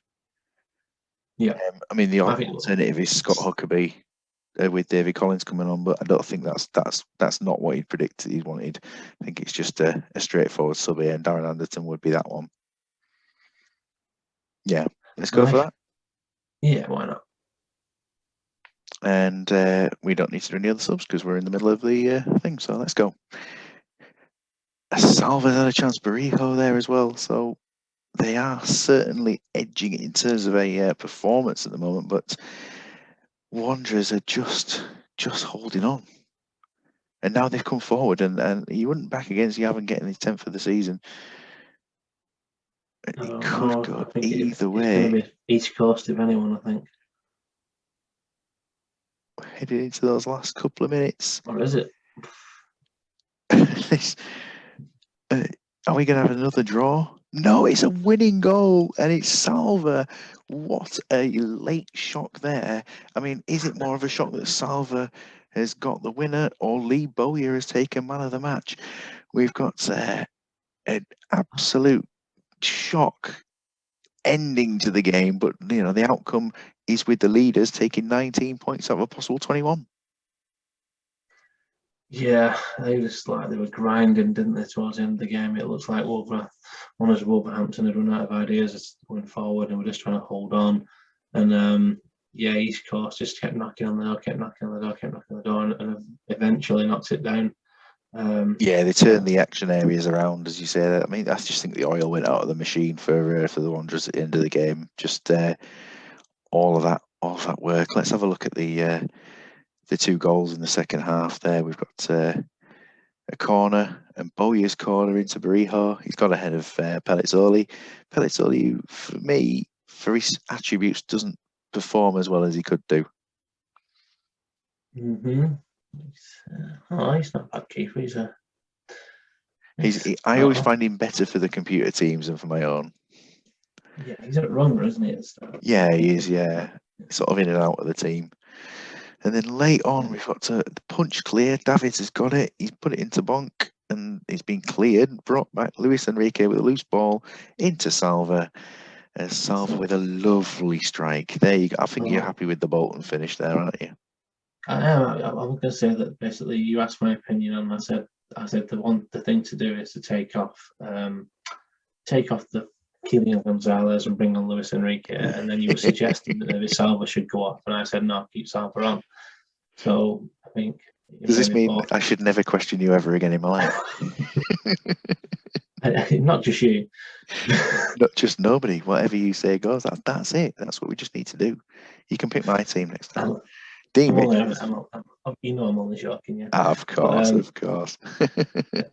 Roy Keane, Dean Richards, really, really solid. Yeah, Keane Richards. Yeah, fantastic from those two.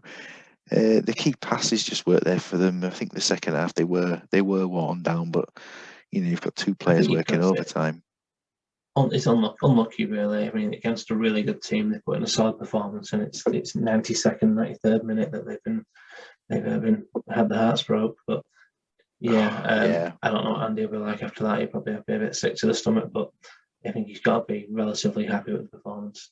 John Terry has a Okawaronko, solid centre-back partnership as well, and that's worked really well in the Super League as well.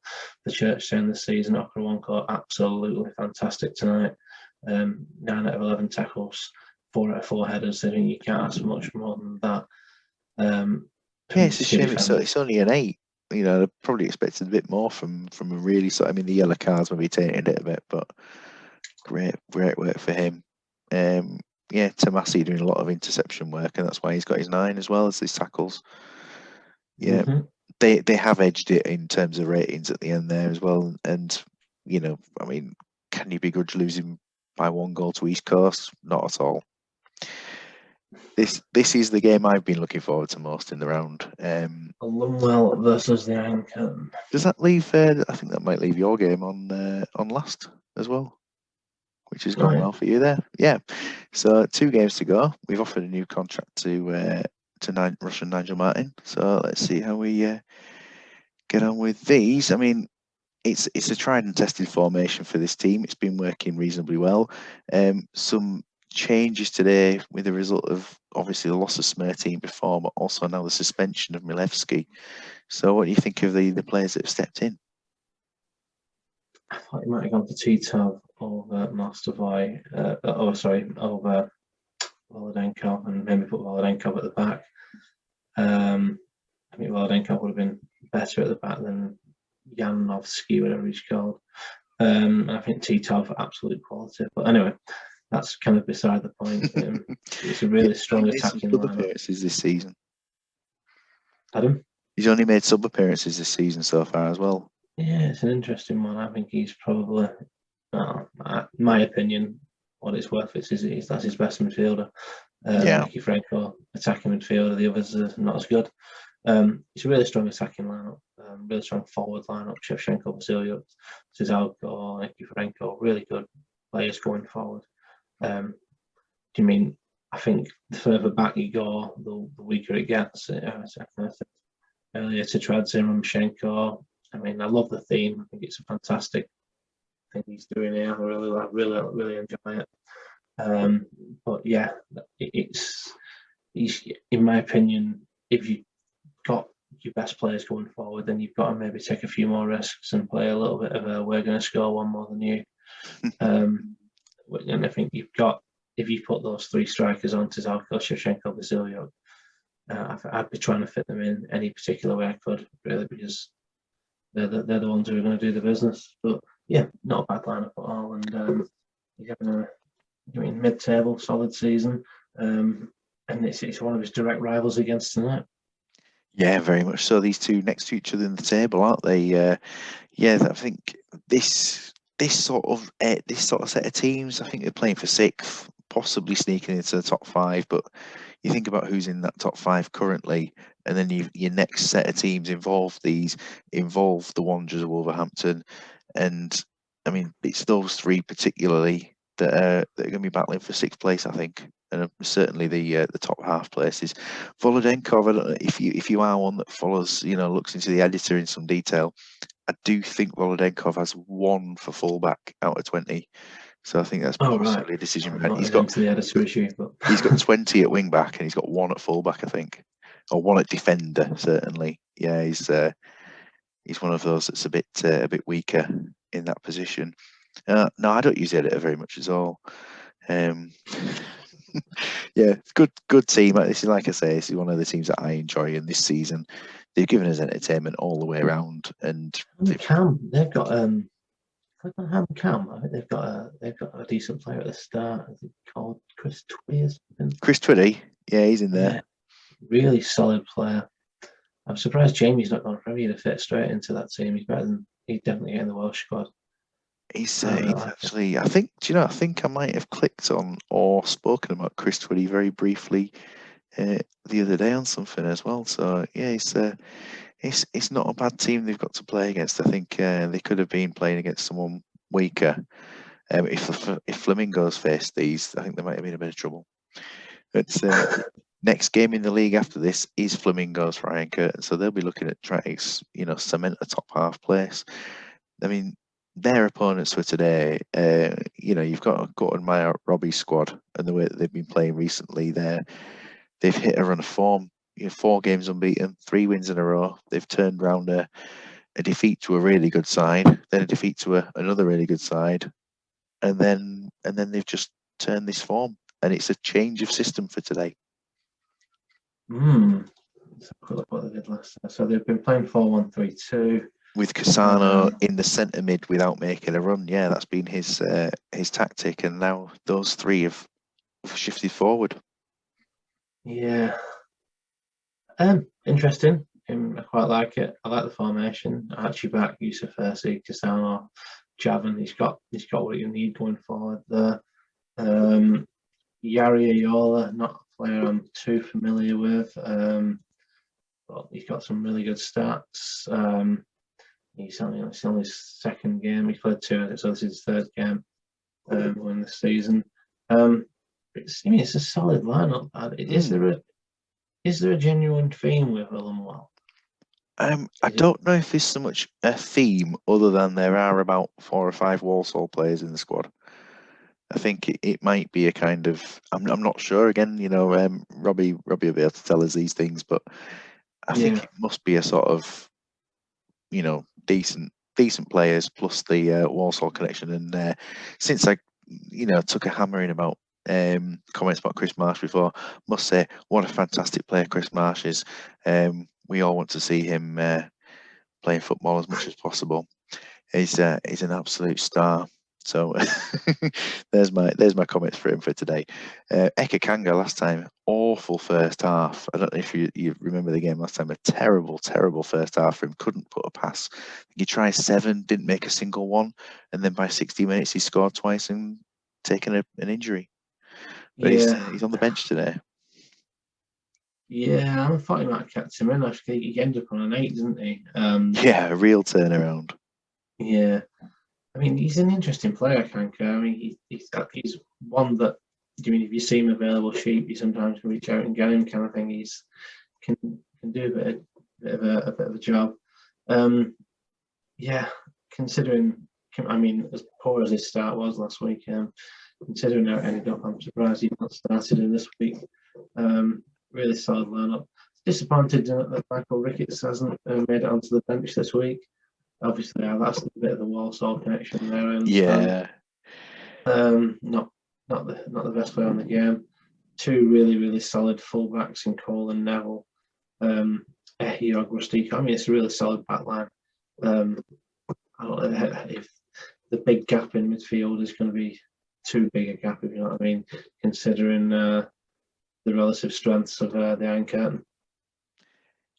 Yeah, Iron Curtain are quite packed in that midfield zone. They've got 3 there to the none of Alumwell, but I think Robbie's clearly shown he knows what he's doing this season at putting something together. And will this backfire? I don't know. I think it's got something about it, something different. It's the first time we've seen this formation in the league, certainly. So let's get started. They've got Growrud in the cup lovely team The name. Faliraki game was the big one in my opinion. I mean, they won 2-1 at the Faliraki away from home. I think that's a huge performance. I mean, maybe second best in that game, but ground it out, which kind of says that Robbie's definitely got a bit of tactical nous there. He's ready for it. Yeah, I think in terms of, they've just played against the Wanderers last time round at home, playing Iron Curtain away. This is their sort of mini league that's going on here. This is, like I say, these are the battle for 6th, and it'll be an interesting one. Let's get underway from the Kremlin, of course. Of course. Just where you expect a football match to be played, and the chances coming in early on, but we're still not getting a breakthrough. We are a quarter of an hour into the game, and Bunk has scored. It's 1-0. Archie back, captain Archie back as well. He's with his wonderful 20 influence. I think he's got, hasn't he? Yeah, he's a real leader, putting them in front. Iron Curtain at the moment, they don't quite have the answers to this. What's becoming a bit of an attacking onslaught. Yeah, let's dig in. Again, Cassano this time, and another team one that can dig in. 2-0, Percy. I mean, it's all Alumwell, isn't it? I'm not sure they're going to be allowed out of, from the border after this game if they come away with these. They're not going to be able to take 3 points out of the Soviet Union, are they? Five shots, 4 on target at half time. Solid, absolutely solid. Yeah. Much to say, they've not. Iron Curtain haven't turned up at all. They only have the one shot. I mean, pass completion for both sides is really good. Iron Curtain winning all the headers and majority of the tackles, but not doing anything when they have the ball. Yeah, let's have a look and see how things are being. Yeah, they've put the attacking areas much more in their possession. Yeah, they've had a lot of the ball and done nothing with it. And Drozdov has really been called into action there in that position in front of the back four. Yeah, looking at what's going on there. Tetradze, 4 out of 5 tackles. I mean, no key passes apart from one from Nicky Frank or pass completion. I mean, not that many touches really across the team, and just I mean, you don't want your one shot on target to come from half an hour. You really don't, do you? No, not from a player this season. Oh, he has scored. Yeah, yes. I didn't think he'd score this season, but yeah, he's got one. He's not the best shooter, but yeah. I mean, in terms of things, the players, we've got an if at under 85% make the call on substitutes. I think Nikiforenko's only at 8. He's on 82, so he started at 90. And I'm trying to think, I'd keep Nicky on and probably take Vasilyuk off. Yeah, and leave. Would you leave Parfanov until 60 and see if anyone else needs it more? I mean, it all depends on what kind of alternatives you've got on it as well. And yeah, when you've got Sigalko on the bench for Vasilyuk, then it probably makes sense, doesn't it? He's on the yellow card. Leave Parfanov on and what does Tim Trick play? He's a defensive mid, I think. Yeah, all the way across the back line. So he might be that option. Handy player to play on the bench, isn't he? Very much so. It's like a Jamie Carragher. Lysans is also reliable, for playing in all those positions as well. So they do have 2 that are very flexible in those positions. Lysans can develop pretty well at times as well. For Alumwell, it's to manage substitutes. So looking into things for them, they don't need to make a half-time change at all. No. They're all right. They're looking at things. Echiog, plenty of tackles. Ashley Cole winning 3 key tackles out of his all tackles have been key. Something. Yeah, absolutely solid first half. Rashiko hasn't had much to do. That's why he's got 6. Echiog really good. Saeed running around like a headless chicken. But I mean, really solid first half performance, and they'll be hoping for more of the same. Yeah, look at those ratings for a first half. That's very strong. We'll get into the second half, and we've got Iron Curtain trying to get straight back into this game. Someone was knocked over, wasn't there? I don't know who was knocked over. They were struggling with the Alumwell colours. They are tricky at times when it's flicking through pretty quickly. And I always end up watching the clock at this little bit here. For it's about 5 minutes to the substitutes. I'm always there watching the clock. I think there was a goal, wasn't there, then just before? Was it? I think Archie Baxter scored. I think. Do you know what? I didn't see, and I'm, I need VAR to check the goal for me in this situation. Nicky Franco's at 79, but again, he started off at 90. I think. Would you leave him on and take Parfenol off? Would I leave, man? You'd leave him on. What's his rating? He's on a 7. I'd leave Nicky Franco Yeah. on and then Parfenol out. And that would be, I think Timos is a bit better than Lysans at this stage. Yeah. Or you could even put Voladenko right wing back and bring Tito on. That's an idea. But you said he's only got one for full back. Yeah, he's only one in defence. Yeah, so I generally wouldn't go for that just because of that. Yeah, I think let's go for players in their strongest positions. I've stopped playing Volodenkov as a fullback because I realise it is another goal. Yeah, absolutely right. Good call. I didn't see it. We'll have a look at the end of the game for the goals, of course, in the match report. I haven't looked so far. So to manage substitutes here for them, I mean, leave it. Yeah, but it won't make a single change. I mean, Saeed's on a 6, and there is an if you take Saeed off, bring Velas on. Would you do that, or would you just leave it? In a home save, I'd do it after 80 minutes. In this, at 60 minutes, if it's a choice, I'd leave it. And that's my decision. It's your call, obviously. Well, how can Robbie question you when you've got every decision right today so far? Your Flamingos team played well. Yeah, let's take this. Unless Hersey's carrying an injury, and if Hersey comes off, Bobby Petter comes on, is the substitute as well. So I think with that potential injury, I think Hersey should go. Okay, if you think. So. Yeah, that one for the change there. And if Saeed's not injured, he's started lower, so yeah, he's fine. Hersey off, Bobby Petter on. Just look at they were the only two suggestions, and yeah, I've had him as quite hit and miss in things so far. At Celtic, not actually had much joy with him, but other teams he's been a decent signing sometimes.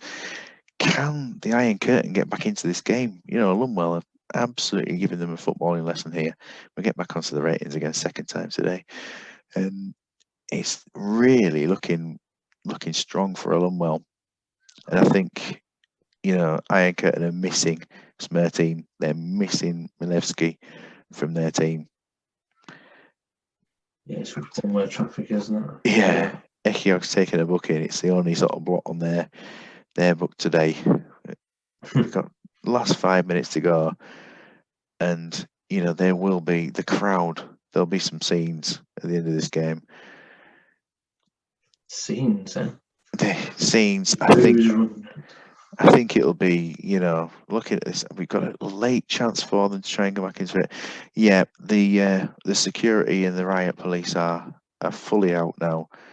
This is horrible. Yeah, we can't watch. We must look at the match report now. 19 shots, and they didn't get a single goal. Yeah, that's. I mean, Dionysus Kiotis, take a bow. Yeah, that's absolutely incredible. A real good performance. It's half having a word with Cesarko Shevchenko Ziliok. It's half saying Kiotis, what a game you've had. I mean, he's hit and miss at this point in his career. Kiotis, obviously, he's so young in the game, but he's had one of his good days today, and Alumwell can be very thankful. I mean, they've got the 3 goals themselves, so you can't say that they're a one-man team kind of thing. They've got their goals, but it's Iron Curtain haven't taken any of their chances. No, real good game of football this one to see. Shame for Iron Curtain, but brilliant to Robbie. Well done. Saeed with the assist for Bonk with the opening goal, and then into the second half. Well, it was still in the first half, wasn't it?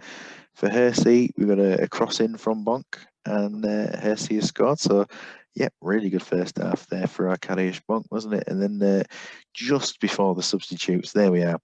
So it's a Bonk shot that's been deflected by Nigmatulin, and then he's put in the rebound. So, yeah, I mean, they're not a one-man team, despite the fact that he's run the show there. Let's have a look at them first for their performances. he's only got an 8 because some other parts of his game were a bit, his heading was a bit lacking, but you can't fault his shooting. Yeah. You'd forgive him a little bit of his heading, wouldn't you, with his 2 goals and his assists? Yeah. Jesus, I think that's a bit harsh, isn't it? But anyway, It is. yeah. To only give him an 8. Yeah, really solid team performance overall. Kiotis and back the 2 that stand out. Yusuf Hersi getting a goal and assist as well. Yeah. Yeah, and he went up from an 8 to a 9, didn't he? There. Yeah, no complaints at all. I mean, that's pretty much the perfect performance. Very, very strong. Very strong. And for the Iron Curtain, yeah, we've had 6 shots from Mostovoy, 4 shots from Sigalko in the last half hour. Plenty of other players shooting. The defence, we've got 2 centre backs having shots on target each, but just nothing happening. No, I don't know what's happened. Really, there, Mostovoy, not the player you want having all the shots, but Sigalko's come on, have the efforts and not done it either. Tradsy's had 2 efforts. I don't know. Maybe too many long shots on tonight. Maybe wanting a couple more from Shevchenko and Vasiliuk. Yeah, but yeah, overall, they're going to be really disappointed with that performance, especially for his strikers. Yeah, for them, it's a good job. They've got Flamingos next, potentially a big win for them at that point. But then, Flamingos did all right last time round. We've got the final game of the day, UN Rovers versus some team called Bolton Phoenix. 9th place in the league for UN so far. With a squad that is essentially Hyde United +5. They're doing okay, aren't they? They've got 2 wins, Flamingos and Fortuna. Yeah, they've won the 2 games that they had a kind of a chance against, really, in my opinion. It's an interesting squad. Is that I couldn't really work out what it was when I was looking through earlier on, and Hyde United +5. That makes a bit more sense. They changed the system, and some players a bit off condition today a little bit, so they have a tricky one, don't they? I mean, they've dropped John O'Kane. They're obviously aware of his Bolton connections as well. Interesting that he's one man of the match. It is a kind of Jekyll and Hyde lineup, isn't it? He's got kind of a decent spine. I like your little joke there. It's fantastic. They have plans, by the way. It would be good to see Philip Salt on the pitch for a laugh, is the statement in the thing here. So you may well see Philip Salt in the middle of the field. I did a Lee RMI save a couple of years back, and actually signed and played Philip Salt for a few seasons. So he's one of the players I'm actually relatively familiar with. Oh, so he's a seasoned professional, isn't he? He is indeed. Yeah, I mean, it is, as you said, as we kind of looked at. I mean, he needs his big players to play to stand a chance, in my opinion. Blenkhorn, not someone I'm too familiar with, but we'll see how he does tonight.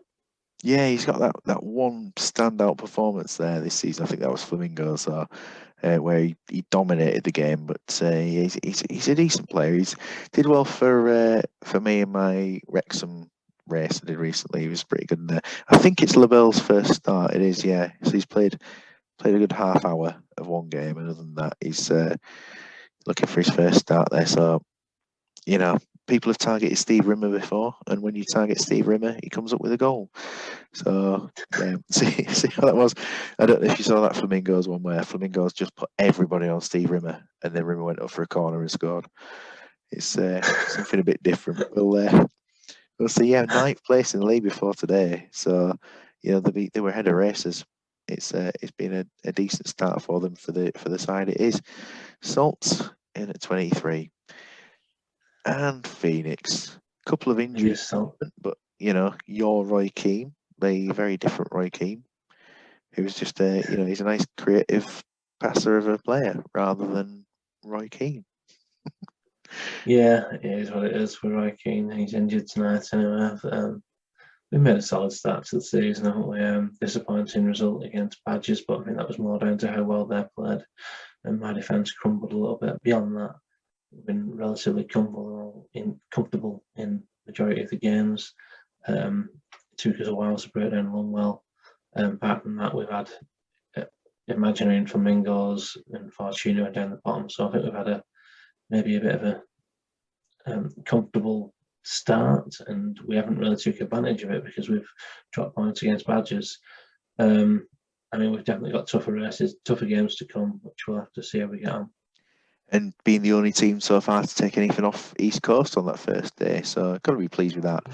You that could have gone either way as well. Yeah, it was a great game for a 0-0 draw. To be honest, it was pretty thrilling for an opening day of the season goalless game.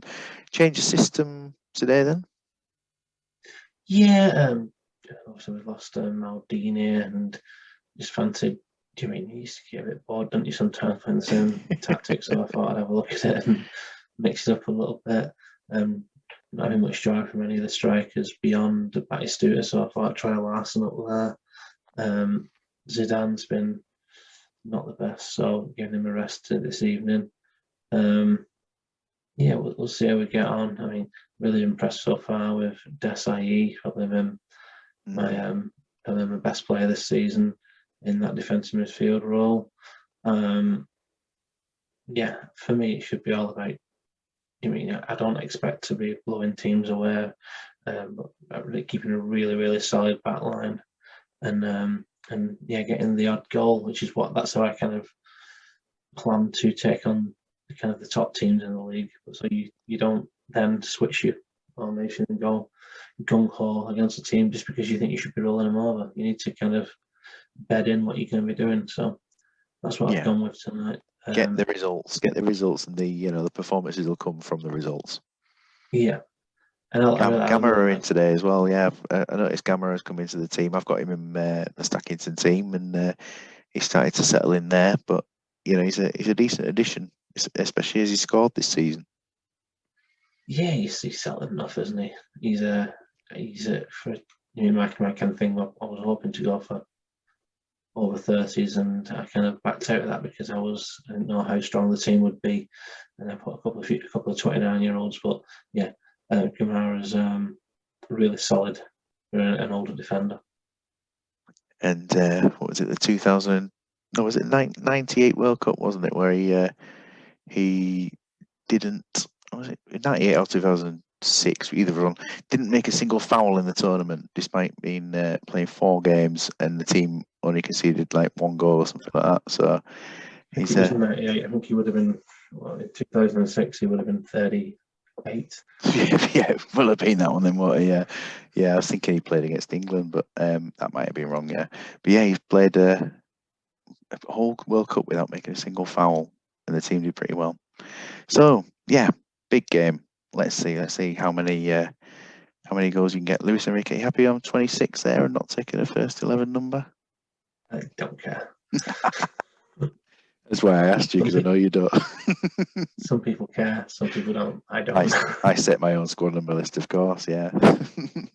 Straight into the performance now, and you can see Carlos Camara getting the opening goal. What a start it is for him. That's why he's in the team, because he's such a goal threat. 2 in 3. Yeah, we've not been outstanding so far. It's just been about. I don't think we give away too many chances either, but we're definitely not peppering their goal. No, Ewan are coming forward a little bit at the moment. They've not really threatened the goal, but they are taking the game to you a little bit at times, and then once it goes down the other end, you look very dangerous. And there we are, Batistuta, 5 goals for the season. It's half time. I was going to say it's 2-0. It is 2-0. It almost was a third there. Lebel not making the best debut. Patrick Vieira is having an absolute amazing game there for you, and he's keeping the score down. But they haven't had a shot, as I did think. I kind of hoped. I say I hoped. Yeah, I did kind of hope and expected that from the text of the first time. It looked like they did have the ball a bit, but it didn't look like I didn't see any shots. So no. That's kind of what you play Marcel Desailly in that position, and he's solid as he is. In a couple of games this season, I've just really restricted the opposition to next to nothing. And it looks like I've done that again tonight. That's it. I mean, look at that. But yeah, to say they've got Salt on the bench, you've not really peppered their goal with many chances so far. It had to be said. So the ball's been. What is Gamera doing up the pitch? I mean, he just seems to be there. Rivaldo into Cafu, knocked down, and so the two forward players, Cafu and Gamera, at that point. Yep. Gamera, no doubt, arriving late just for a bit of an expedition up the pitch. So yeah, in a Saeed-esque run, and a Batistuta ball into the box was blocked out, and it's coming from Rui Costa, and Batistuta has scored.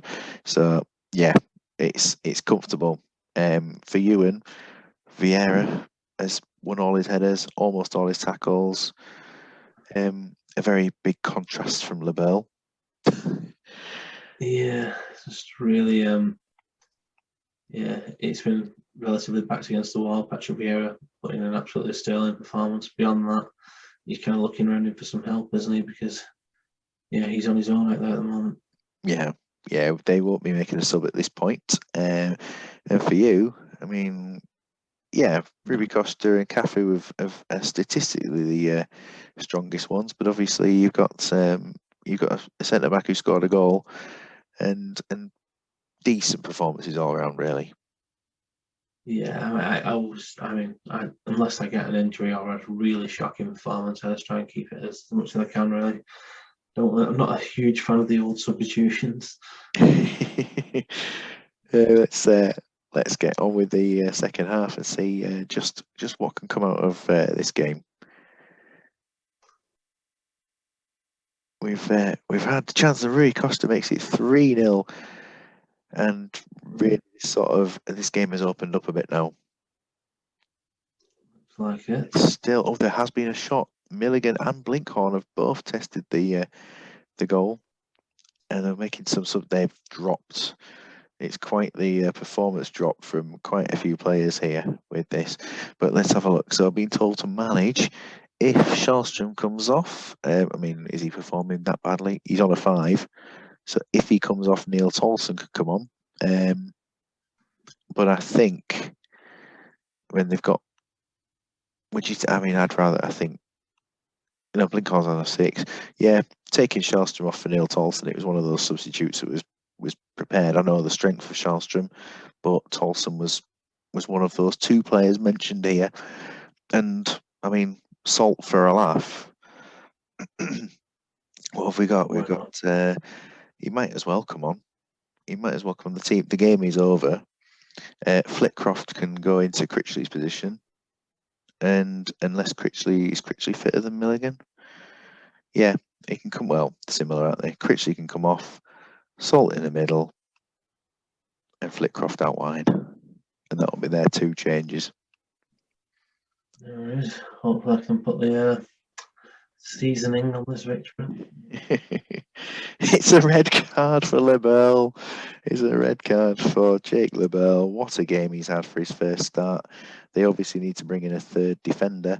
John O'Kane on. Do you know, half the temptation is to bring Salt off. I can't do it, can I? I can't bring. But who else would come off?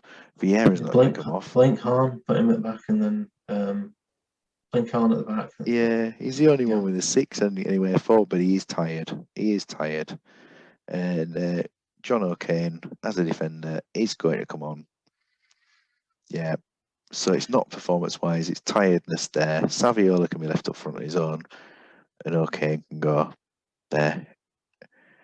Yeah, we'll crack on. But what a shame for them that they've now had a red card to add to this. And it's a good job they didn't make 3 subs, because they would have, I don't know, Vieira would have had to go into centre back pretty much, wouldn't he? Yep. It's a penalty saved, though. It's a penalty saved, I believe. Just to check that, Rivaldo has scored, but he did miss a penalty. And yeah, it's 4-0 now. But Schalkvist has saved the penalty. Lebel dropped to a 4. And Henrik Larsson, 5-0, 5 different scorers, another penalty, and Rivaldo this time puts it away. 6-0. I mean, you'll be happy enough with this, won't you? Yeah, this is. I mean, yeah, it's been solid performance, hasn't it? I mean, it's easy to get carried away sometimes, but you got to remember it's the team you're against, isn't it? And, yeah. I've definitely got tougher tasks to come. Well, I've been on the receiving end of a 6-0 this season, and yeah, not the best feeling. And so, you know, when you get the highs of the results, you kind of think, yeah, things could just be the other end. They did manage a shot on target. They had that little spell where a couple of shots came in a quick succession, but I mean, they did build up into a double figure percentage in the action areas, but were absolutely dominated generally. Just taking a look at the second half goals.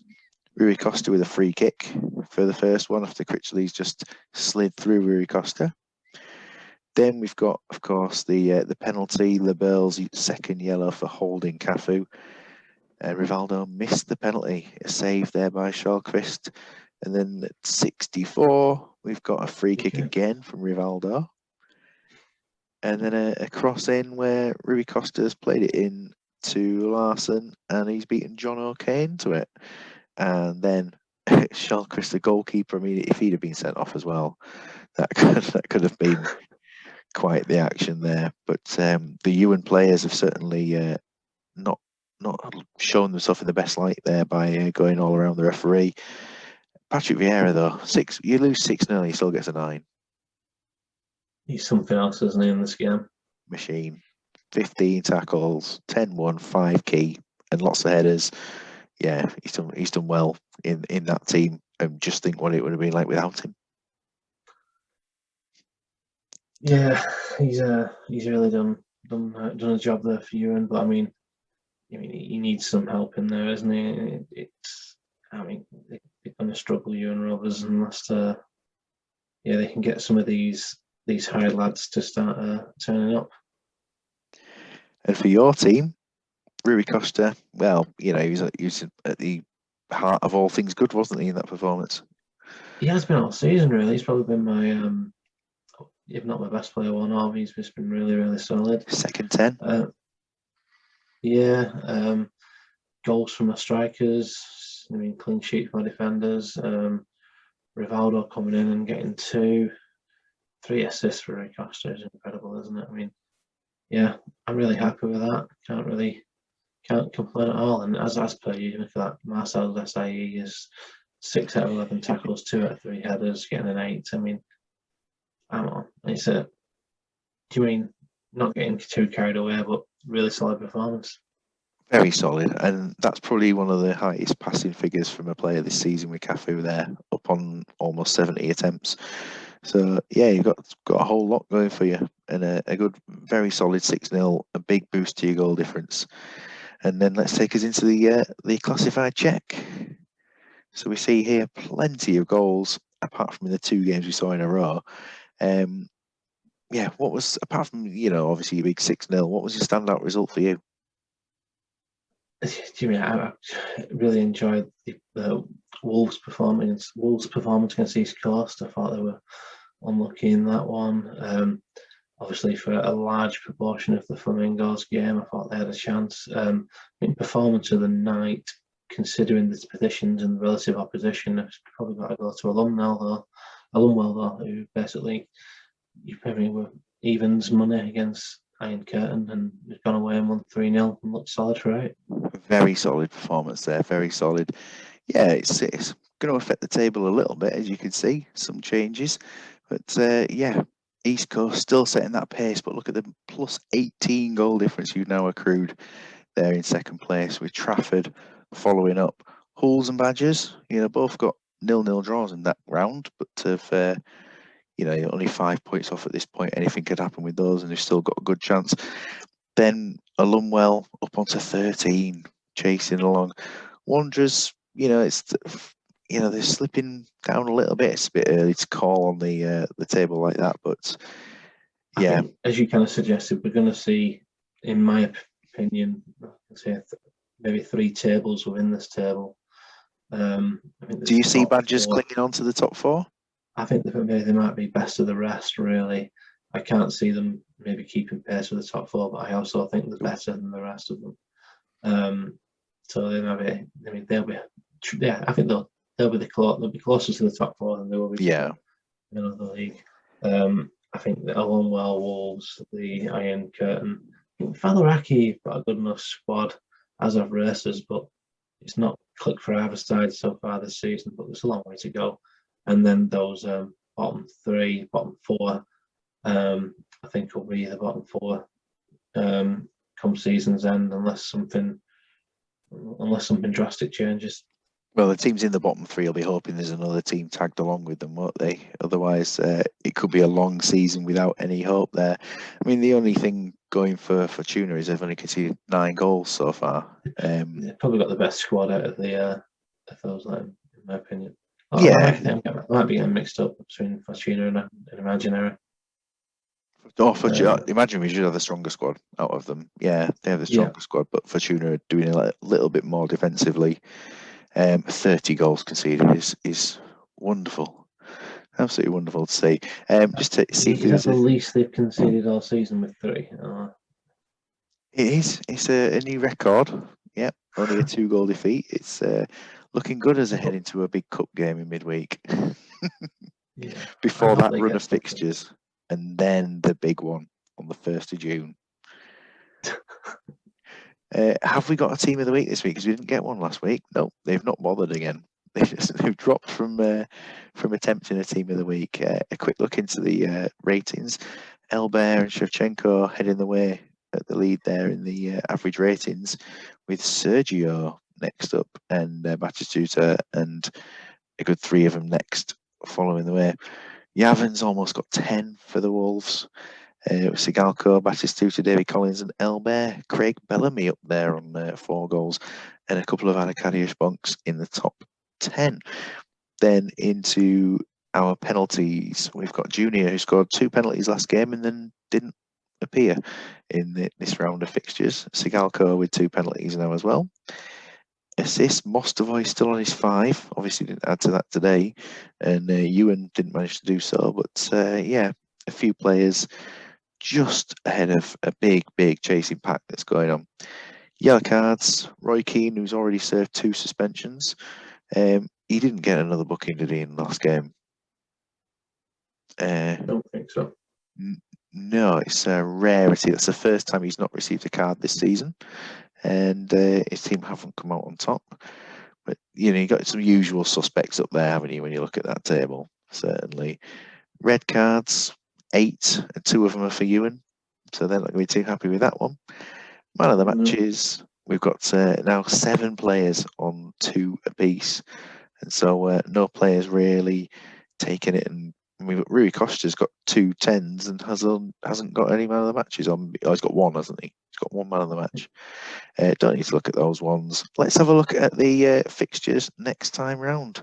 Obviously, the cup games come first, but we have a top 3 clash of Trafford versus East Coast to look forward to. I think that's going to be a cracking one, as well as the Wolves versus the Badgers. I mean, that, if imagine setting a pack of Wolves and some Badgers up against each other, that would be quite the battle. I imagine that would be like that on the pitch. For yourself, away to Racers, after you said that he was one of the greatest managers of all time, I think is what you said during the games today. So I mean, he's not. Yeah, the issue is with Jamie is that he doesn't follow any logic when he plays the game. I don't know what he does. He plays blind man's buff, and then that's how he picks his team, really. Do you mean? But I've never had much success with him against him in the past. But yeah, he usually always finishes near the bottom. So it'll be an interesting one. I'll be looking forward to giving him a bit of a ribbon beforehand. So is 10th sort of the lofty highs? I mean, I don't think he's ever seen 10th. Yeah, he's seen better than 10th, but I think in his 6 or 7, or maybe 6 seasons in the Super League. I don't think he's ever qualified for the playoffs. That's something. That's something. That'll be an effort that might go on for season after season. Hopefully, one day you'll see a team like Dragons getting up there just for the value of an entertaining squad. Alumwell, they've come off with 4 wins in a row and are up against Imaginary Madrid. Can they make it 5? The only team managing anything like that's East Coast. Yeah, absolutely great from Alumwell at the moment. They'll be hoping to keep that going. It's a tougher game though, definitely away against Imaginary. Maybe not if you look at the results, but if you look on paper, the team are better than the results show. Yeah. They've got to get a point at some point, and Alumwell will be hoping it's not them. But yeah, as you say, their performance earlier on was fantastic. Well, Ryan, it's been great to have you on. I've learned a lot, enjoyed myself, and I hope you've had an education on football from me. Yeah, it's been really great fun, mate. Thanks for having us on. Very entertaining and informative, as all the shows are. It's been a good night. Quite a few decent, entertaining games. A couple of 0-0s in there to bring the mood down, but overall, great show, and it's a great product, mate. And keep it up, because it's good stuff. I intend to. Thank you very much. Of course, your attention switching to the Super League playoffs, which are beginning on Sunday. Yes, just a quick show on Sunday as we enter the playoffs. We're down from 14 to 6. It's just the first leg of the Australian playoff system, so only 2 games and 4 managers in action on Sunday. But it's usually an interesting period, the playoffs, and we'll see what happens. Thank you very much. Well, it's been great to have you on, and to everyone who's watched, thank you again, and we'll see you again soon. Bye-bye. Thank you. Bye-bye.